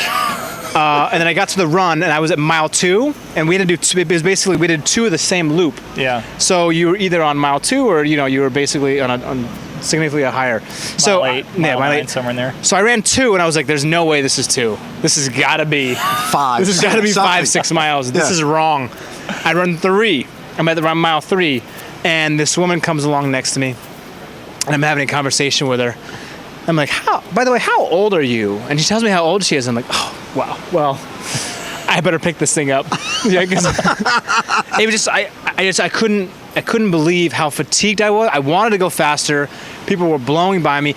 Everybody who I passed on the bike, I saw them on the run. Yeah. So there's absolutely nothing I could do about it. I mean, I had nothing left. And I was just kind of struggling to flog myself across the finish line. But I can tell you the last 2 miles, I got like some second wind. And it was pretty amazing. It's called smelling the barn. Yeah, yeah. You were see like the light. towards the end. Yeah, there's a light at the end of the tunnel. Yeah, yeah. So you swam when you're younger, correct? Yeah, I did. Okay. Stopped when I was 12. You stopped when you're 12, but that comes back fairly quickly. Yeah. How important was that, having that? Because having the fact that you had a swimming background, and as a skater, skaters can ride a bike.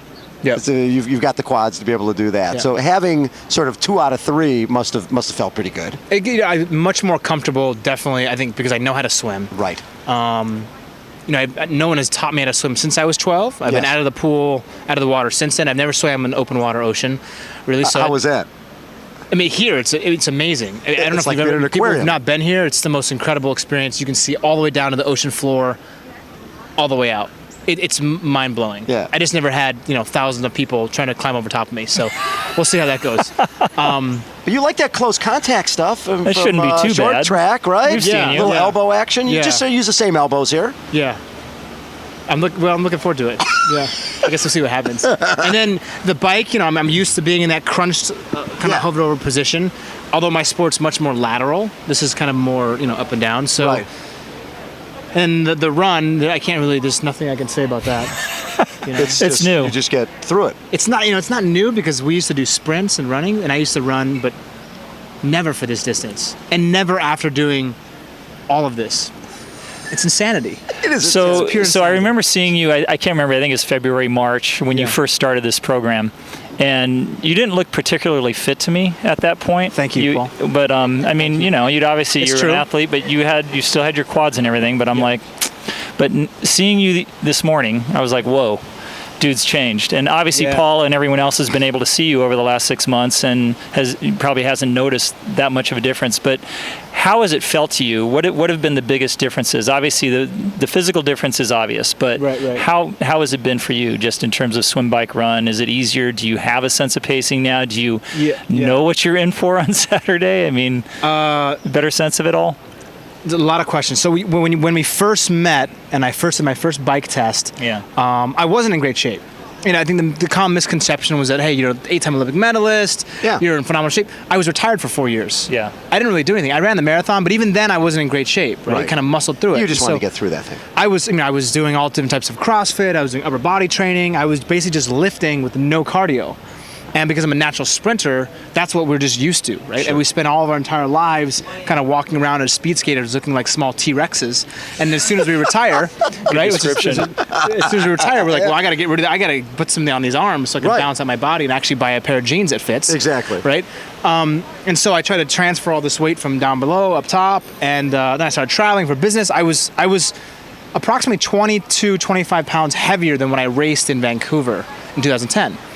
So the process had to change dramatically, and the swim, bike, run I'm much more comfortable. I definitely have a sense of pacing. Paul has been instrumental in kind of letting me know how to adjust every mile. Obviously I have a great team and partnership, with my friends at Milk and a lot of support staff. And so everything's been fantastic, but it's more internally, I think I've grown. And this is my haven. This is where I like to be, even though this is not my sport. Right. I'm an athlete by heart. I'm an athlete by nature. And so coming back to, I think, the basics of who I was and where I was has been so incredibly refreshing, inspiring, and makes me wonder why I ever let myself get away from that, because that's who I am at the core. Right.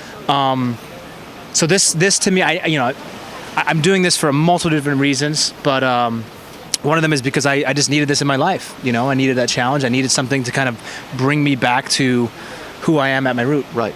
A lot of times you look at something like this as a bucket list. Okay, I'm going to do this and cross it off the list. Other people, I think that someone getting immersed in this, you realize this is a pretty good lifestyle. Swimming, cycling, running. Even if you have the swimming background, you love riding a bike. Maybe you won't run as much, but is this something that will become part of Apolo Ohno moving forward? I don't see how I can't be a part of it. Yeah. It seems so now. I mean, I was joking with Paul the other day, and I was like, what am I going to do in 2 weeks and wake up and not have this program from Paula Newby-Fraser, right? Sitting on my computer. Saying what I'm going to do for the week. I mean, so I kind of like that weird structure. I like having that schedule and having a coach. Yeah, some of you used to. It's and the community of triathlon and Ironman is pretty spectacular. It really is. I was going to ask you that. How's the reception been? It's been phenomenal. I had no idea just how awesome these individuals are. Everybody. I mean, look. The reality is not everybody's a pro in this sport, and so most people have full-time jobs. They have kids. Yep. and job.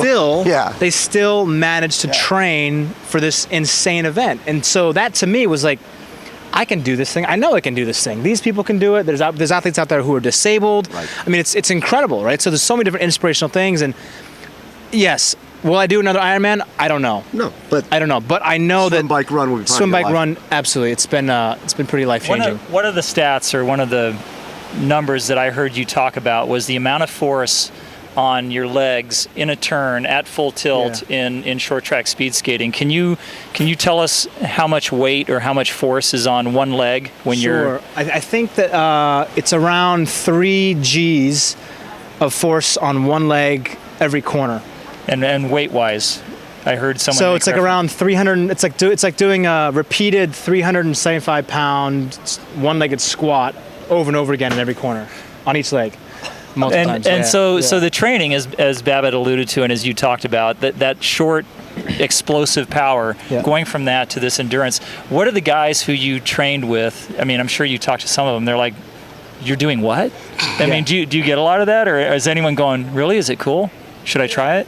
I've had kind of all of those responses. I think the first one, number one, people in reality, they have no concept of what it's like to train for an Ironman, because it's, unless you go through it, it's hard to explain. Yeah. It's pretty intense. But yeah, I mean, I was joking around. A lot of my friends are track cyclists, right? And so these guys are, maximum amount of power into the pedals for very short duration of time. Mm-hmm. And I explain to them, I'll be like, they'll text me, like, what are you doing today? Well, I got a 100-mile bike ride followed by an hour and 15-minute transition run. And they're like, excuse me? What is that? Number one, what's a transition run? Number two, what's a 100-mile bike ride? Is that over 7 days? Exactly. Yeah. So you're the type of person who likes to challenge himself, Dancing with the Stars. Yeah, absolutely, yeah. Ironman. So once you finish this, will you have any idea what you want to do next? I do. It's not set in stone, but I mean, for me, as long as I'm always learning, I'm trying new things. I love it. To me, that's life, right? Is whether you're attempting a new goal at something specific you've already done, or you're learning a new technique, or you're learning a new sport, business, whatever. I'm always trying to learn. So it's that's what is exciting to me. So what is next after this? I don't know. We'll see. See what someone's got to appeal to you. Yeah. You'd have to kill you. Yeah, exactly. Yeah. When you look ahead to Saturday afternoon sometime, Mm-hmm. do you go into this with, hey, this is the time I want to do, or is it, hey, I just want to enjoy every second of this. I want to feel what this event is all about. I've read about it. I've seen it. I want to immerse myself in it, and then whatever I do, as long as I get across the finish line, that's good enough. Well, I think it's going to be a hybrid of both. Okay. Look, bottom line, I want to do as well as I possibly can. Right. But at the same time, to me, this is a once-in-a-lifetime opportunity. I'm humbled and blessed to have a slot to compete in this coveted event. Yes. A lot of people don't, right? Yeah, and I've had this, and I'm so humbled and extremely excited to be here. So I don't want to just be focused like this the whole time, and not be able to kind of take in this incredible energy that is the the Kona Ironman World Championship. Yeah. So I think it's a hybrid of both, in all honesty. Yeah, it really is. So we've had some athletes from other sports compete here at Hawaii, and the NFL players in particular come back to memory. We had Bush Johnson from the Cowboys, Darryl Haley from the Patriots, and Hines Ward, obviously, who just competed. And I think across the board, all of them said, I wish I had known some of the things that this sport has taught me that I didn't know back in my NFL days. Have you had any of that? Do you feel like any of the stuff that you've gained in training or otherwise would have helped you in your speed skating career? Yes, in a nutshell, so many things. I think the precision, the science, the mental strength and fortitude. All these different elements, from physical to spiritual to emotional to, the science side. All these elements have been fine-tuned in this sport for so long. And in my sport, we had access to that, but we didn't really take advantage, I think, to that ability. Plus, just working with Paula, she literally could have coached me for short track. That's how good of a coach. Really? Yeah, all that she doesn't know the sport, she doesn't know the technique.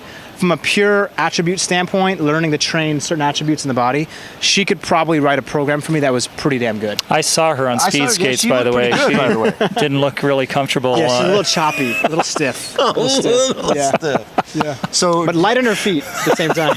the fact that you've been on the biggest stage in the world in the Olympics. Yeah. Do you get nervous before something like this? Even it's a little bit out of your comfort zone, but do you get nervous going into Saturday? A little bit of nervous. It's just, yeah. But I like that. I think that means that I'm ready. You're alive. If I'm not nervous, to me that there's something wrong. I don't want to go into a race flat. You know, Have you been down to Digby Beach in the last couple days? I have. Have you seen the bodies down there? I have. Does it freak you out? No, it doesn't freak me out, but it's pretty awesome. Yeah. I mean, you know, you have like some of the most fit people. You have the most fit people on the planet in a centralized location from all over the world. Right. And so I hear different languages. It's actually pretty cool. So, how tough has this been? Because I know you travel a ton. Yeah. I know you go to Asia a ton. Yeah. Balancing, getting in your training while you're traveling. It's been very hard. I mean, my schedule is crazy. Is up and down. Yeah. You know, every night I get different amount of hours of sleep. I'm not on a set schedule. So it's been difficult. But, you know, luckily, you know, Paul has been pretty flexible with me, and we've been able to get in what I've had to get in. Right. So, as with anything, with what she always tells me is you just have to adjust. Adjust. So some of the nutty training I've seen you do these box jumps, I think they're called, right? Mm-hmm. So right now, if you had to, could you jump up onto this table 2 feet just from a standing jump? Probably. Yeah. Probably. But we're not going to have you do that. No, we're not going to. But it's amazing to me when you see He's these out of guys the race. train. If you look at some of the video stuff on how these guys train, yes, it is mind blowing. It's unbelievable. So some of the guys on our team can jump over themselves, like the same height. Oh my God. Yeah, crazy. Because you know we train all year round with like a 45 pound or 65 pound weight vest, and we do these same jumps and. These guys are so explosive. I mean, incredible. They're just pretty awesome. Did you have to cut back in terms of the explosive workout, in terms of the weight training that you were doing? Yes, I cut it all out. Gone. My body type is one that I build muscle very quickly. Yes. But it's harder for me to lose weight. Yes. Which is not the greatest thing for Ironman. No.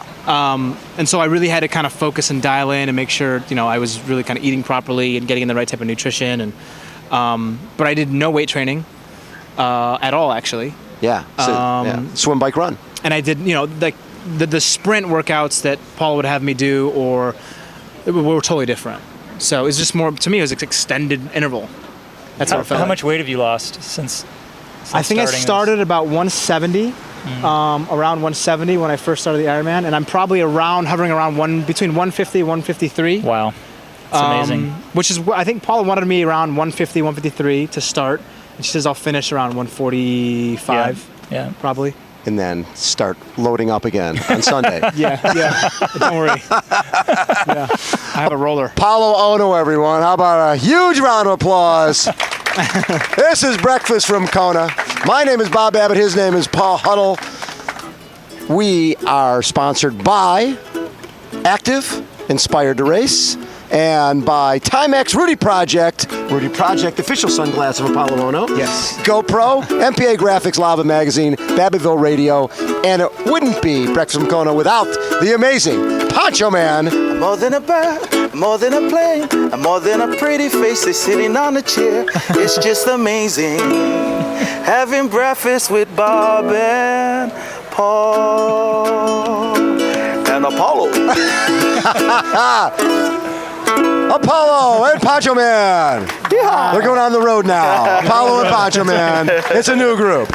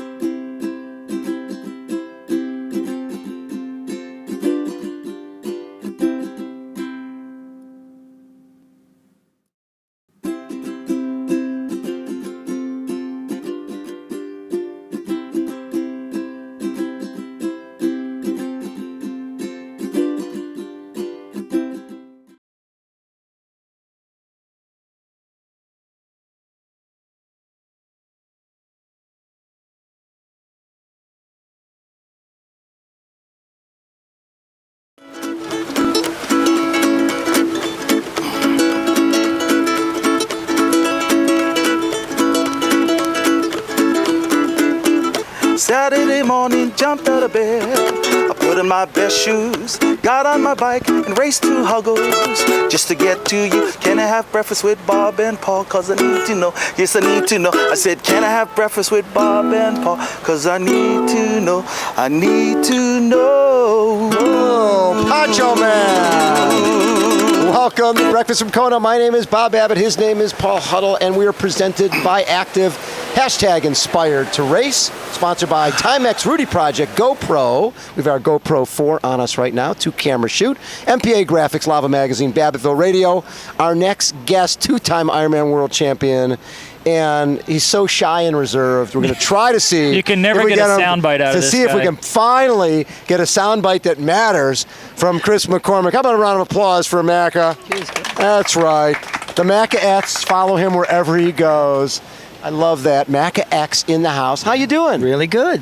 Good to we see you heard guys. There's day of race registration, and you can sign up to do this race. How excited Still look are you? pretty fit. No, I'm not fit. No, and I spent the day today out on the course. I had a swim. The first time I've ever come to Kona race week and swum the course, and I don't miss it at all. Beautiful out there. I stopped and had a coffee, and I much prefer being on this side of the fence. So when you look at it now, and you're going, I can't believe I did this thing. Yeah, I look at these athletes and I can't believe I ever got that fit, you know, and especially the pros. I've seen, you know, you go around race week and you're seeing all the pros left, right and centre, and you're like, wow, they're just impressive. So I enjoy sitting back now and watching them go around and watching the show here and seeing how they're thinking and and working with a few of the athletes who are racing.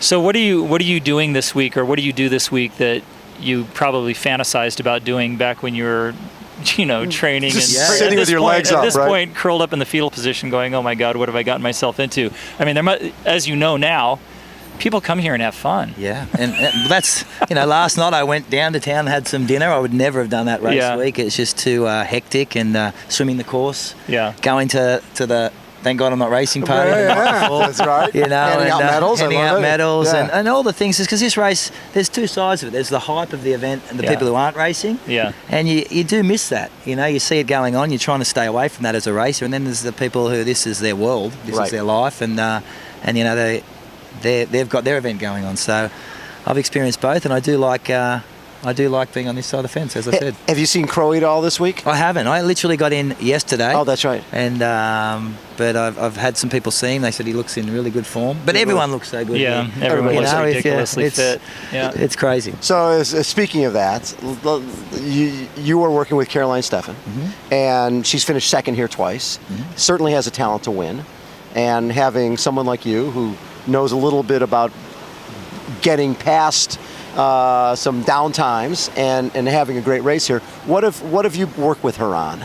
I think when Carolyn came aboard, I said there's no secret session. If you're looking for a session that you haven't done, I don't have the answer to that. Yeah. I think you know, in my opinion, you should have won this race already. Yes. And you haven't, because something's let you down. So on my end, I really work on the cerebral part. You know, getting her head in the right place and making sure she sees herself as the way we see her, because that's, I think, her downfall in years past, and making her happy. Just being a happy racer. I said, look, you're blessed to do this sport. It's fantastic. You're at the pointy end of it.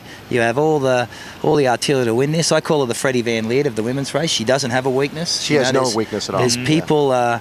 There's girls out there that are probably quicker runners, quicker bikers, or quicker swimmers. But you've got to put three of them together. Sorry. People jumping the set to get to me. Yeah. You know, fans later, I'll sign later. No, joking. You know, but she... that was great. We had a guy earlier do that. I was like, what's about to hit me in the back of the head? What are they yelling stop about? But that's been my main focus with her, just keeping her in the right headspace. And you know, obviously the anticipation comes race week. She's a little nervous, and you know, you just try and keep it real. There's no one here you haven't raced. You've been on this course many times before, and you know what to expect out there. There's nothing unexpected. Yeah. So just go and do what you do, and make that day matter. You know, it comes down to 9 hours of racing for them. Make that 9 hours of your life matter. And because a lot of hours you tick by in your life that don't really matter, these 9 can change your life.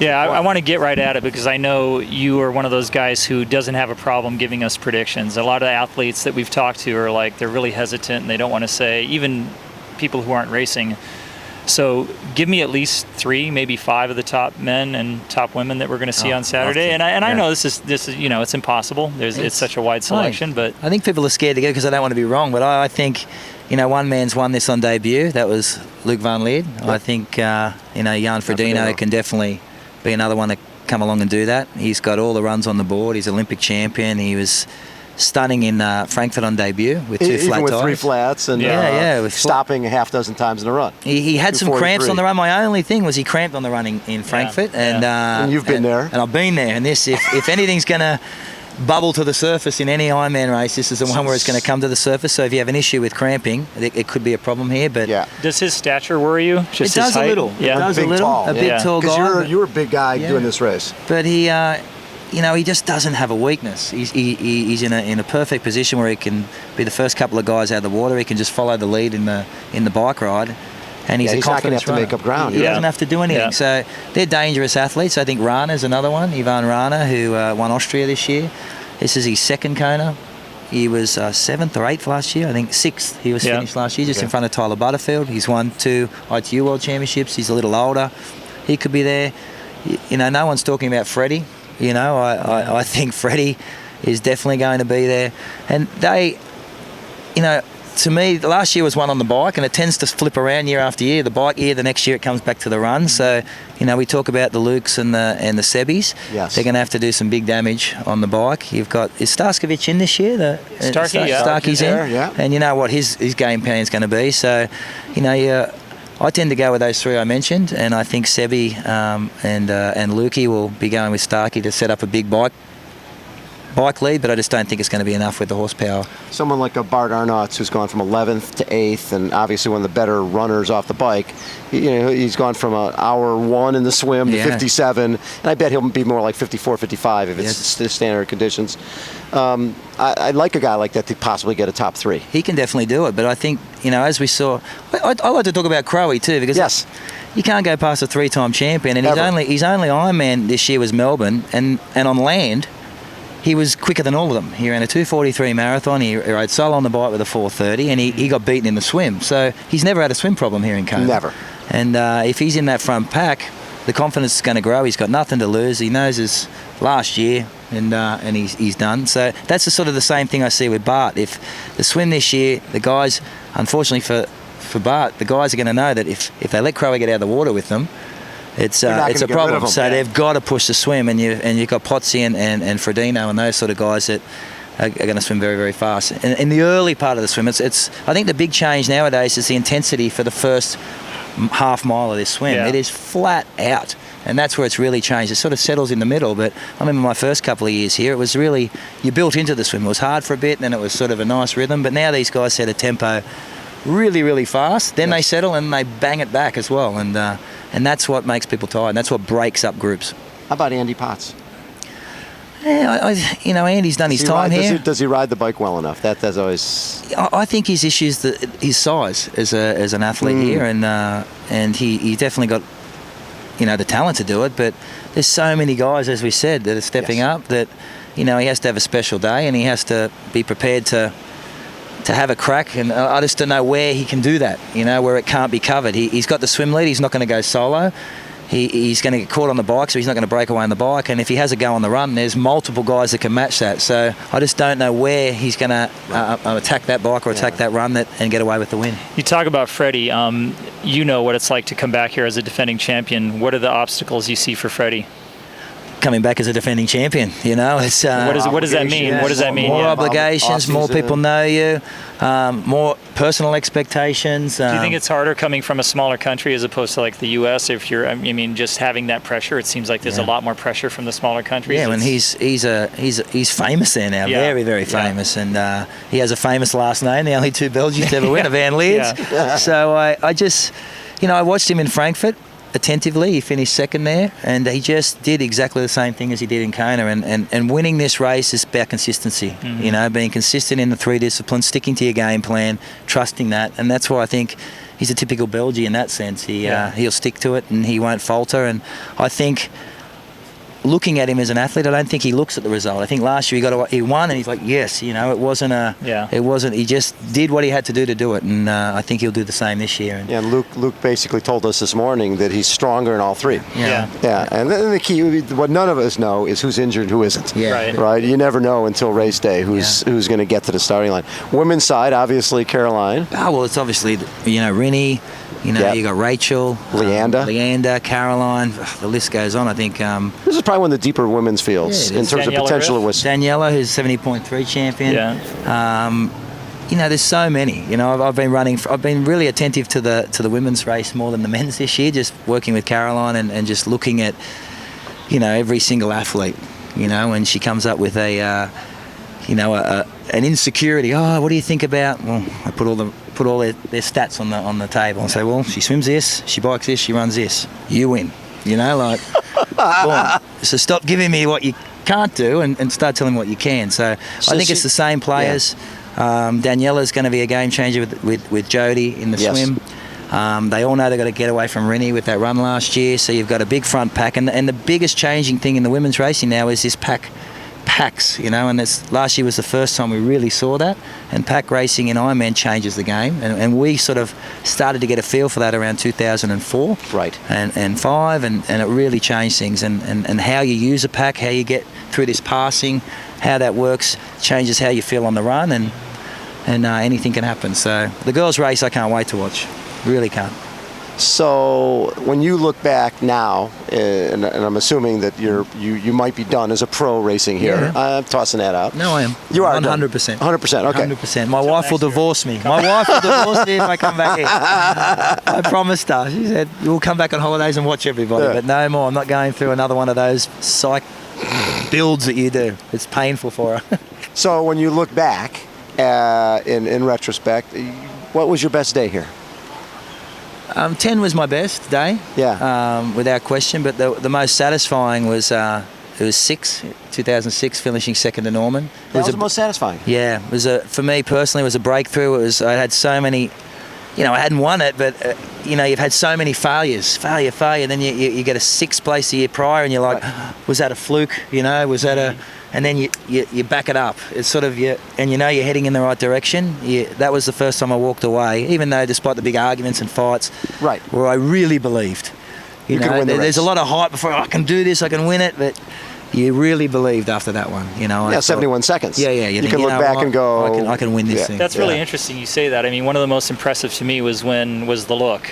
Yeah. When you just looked over on the run and in the last whatever it was in miles, 2010 with Raylert? I mean that was awesome. Yeah. But you don't feel like that didn't feel as satisfying as that. It was definitely satisfying. Yeah, but I think to have the wherewithal to be able to do that racing at the end of a marathon in an Ironman was just shocking. I mean, it was just like he's racing. He's not just surviving it and getting to the finish line. Yeah, but I think the other side of that is when you talk about tactics, and I'm guessing, and I don't know if I've ever even asked you this. Did you slow down a little bit on that run to let Andreas? You knew he was going to catch. I knew he was coming. I didn't actually slow down, but I took the pressure off. You know, usually in these races you're fighting every mile. You know, you're pushing. You know, you're really attentive to everything, and that pressure is fatiguing. Yes. And so when I knew he was coming, I said, you know what, just accept it. When you accept it, it's a relief. Yeah. You know, you're like, he's going to catch you. Who cares? So what? Nothing you can do about wait till he gets here, and then at least I can see him. Yeah. So once you take that pressure off, you start looking at things more positively. And I did the math, expecting him to catch me with 6 miles to go. And when he hadn't caught me with 6 miles to go, I'm like, well. You know, the bonus. Yeah, he's feeling it too. He's feeling it too. You know? Right. They're the little things that you sort of you take away from, and then when he finally runs up next to you, you get to see them because all you're hearing before that is stats, is times, and you realise he's hurting and he's breathing and he's sweating and we're the same. You know, like you really and so at that point, you know, not that I'd been there so many times.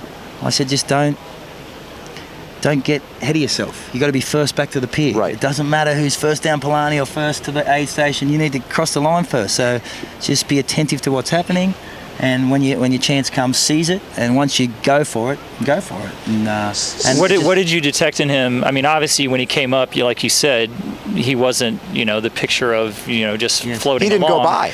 Yeah. But what did you detect when you decided to go?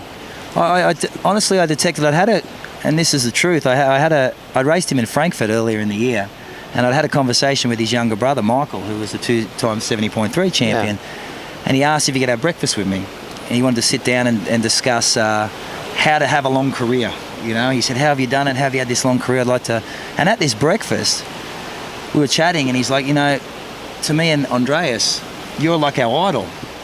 I'm like, "Really? Me?" You sort of think, "Me?" I said, "Andreas just kicked my ass." You know? He's like, "Oh yeah, you know, we did the World Cup with you guys, and you know, we used to love how you raced, and Andreas really looks up to you." So I honestly remember when he caught up to me, the things that go through your head was, mate, this guy, I'm his idol. Imagine if I was running up to Mark Allen. And I lost races when I was young to Brad Bevan and Greg Welsh. Races I really should have just blown by these guys.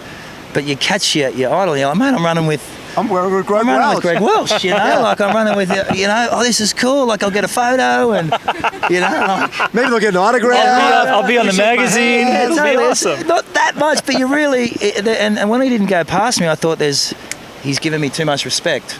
Right. You know, there's too much. So I played that alpha male. Hey, man, good luck with it, you know, like have a good race. But talk to him like, "I've been here 10,000 times, buddy. Just stay with me. Just stay with me, mate. Don't do anything stupid." and because the reality is, if you're racing, you either A, sit on the guy, or B, blow by him. Yeah, blow by him. You never come up and let him, you know, it's like you've worked so hard to catch him, you've got to save up a little energy and do the Dave Scott to Mark Allen. Boom. Nice seeing you, I'm gone. And you lay that, because at that part of an Ironman, you're so emotionally and physically exhausted that kind of pressure breaks people. You know, and it only needs to be for half a mile, and you're like, "Oh, I can't. But I think the first thing I said, and when I crossed the line, was, "This is the race Andreas is going to look back on as he gets older, and he's going to go, man, that's the one that got away." Because he was... he had you. He had me. Yeah. No question about it. He really had me. And he just got outplayed at the critical point. And, you know, he lost by a minute 40, but he lost in one small section of the race. It wasn't as if over 8 hours I ran a minute 40 out of him. It was, we were together, and then that section that mattered cost him. It is really interesting. I wonder how many people, both on the men's and the women's side, have been caught from behind at that point and ended up winning. Leander did it to Ronnie. Yeah. And that was impressive, you know. But it's like, I bet there aren't many where that's happening. Totally. You know, and people don't fight. And when Leander did it, I think she blew Ronnie's mind. Totally. When she laid that, you know what, bang. I don't know if that's ever happened to her before. Yeah. It's totally, and at that point, that's what I talk, and that's been the main thing I've been drilling into Caroline. It's like the physicality of this event is easy. Like I can give you killer sessions like Sutto, and you'll train the house down and you'll be amazing. But when you get out of that, I can't run out of the lab with you. You know, nobody can run out of the energy lab with you. You have to deal with that. And what happens in those moments, how you deal with that is what ultimately determines whether you're first or fifth. And, you know, I think that's been the main thing with her is making sure that when that storm comes of agony and those questions are asked, you've got answers. And you better answer them quickly, because those are the moments that you win or lose races. When you looked at her training and looked at her training logs, was there anything that stuck out to you that, oh my God, this is a mistake or that's a mistake, or is pretty much that's pretty standard training? I knew most of the work because we'd done it when you were with Sutto. So not much has changed. Brett works them really, really hard. Yeah. So whenever you get an athlete who's been under Brett's tutelage, you know you got a hard worker. Yeah. You know you got someone who's used to hard work, who's prepared to do that work, and just a little refinements. I believe in a little bit more rest. I think there wasn't enough focus on why you're doing certain things, empowering you, because those are the questions you're asking yourself when the race is. I said, the 2 times you've lost this event, Caroline, you've been left hollow. You've been 4 miles from home. You had it in the bag. What happened? She's like, I don't know. I said, well, let's talk about it. Let's go back to that and talk about what happened. She's like, I just didn't think I could do it. Why? You know, and you try and break down where those insecurities come from. Is it when because you're going to face that again on the weekend. You're going to be running out, you're going to be asking these questions. If you don't have the answers, the same outcome's going to happen. I can't train you any harder, you know, and so that's been my primary focus. Why are you here? Why do you want to win this race? What does it mean to you? And if you can't give yourself questions or answers to those questions that are big enough to endure what you're about to endure, then you're not going to win, because it's bloody hard. It's really, really hard, and you've got to be able to answer them. Yeah, and all second and third's going to do is upset her again. Totally. Yeah. You know, Well, totally. but and the second and third, when you look at it historically, that's where your winner comes from. I mean, I understand people do repeat, but it's a lot more rare. And the people who are winning are typically second and third. I mean, I think Kinley, this is his year. I think Carolyn, this is her year. Not so much because they're so much physically better than anyone else, but it's like it's sort of the progression. Yeah. You've done your time. Right. You've done your time. As you did. You know you're close. Yeah.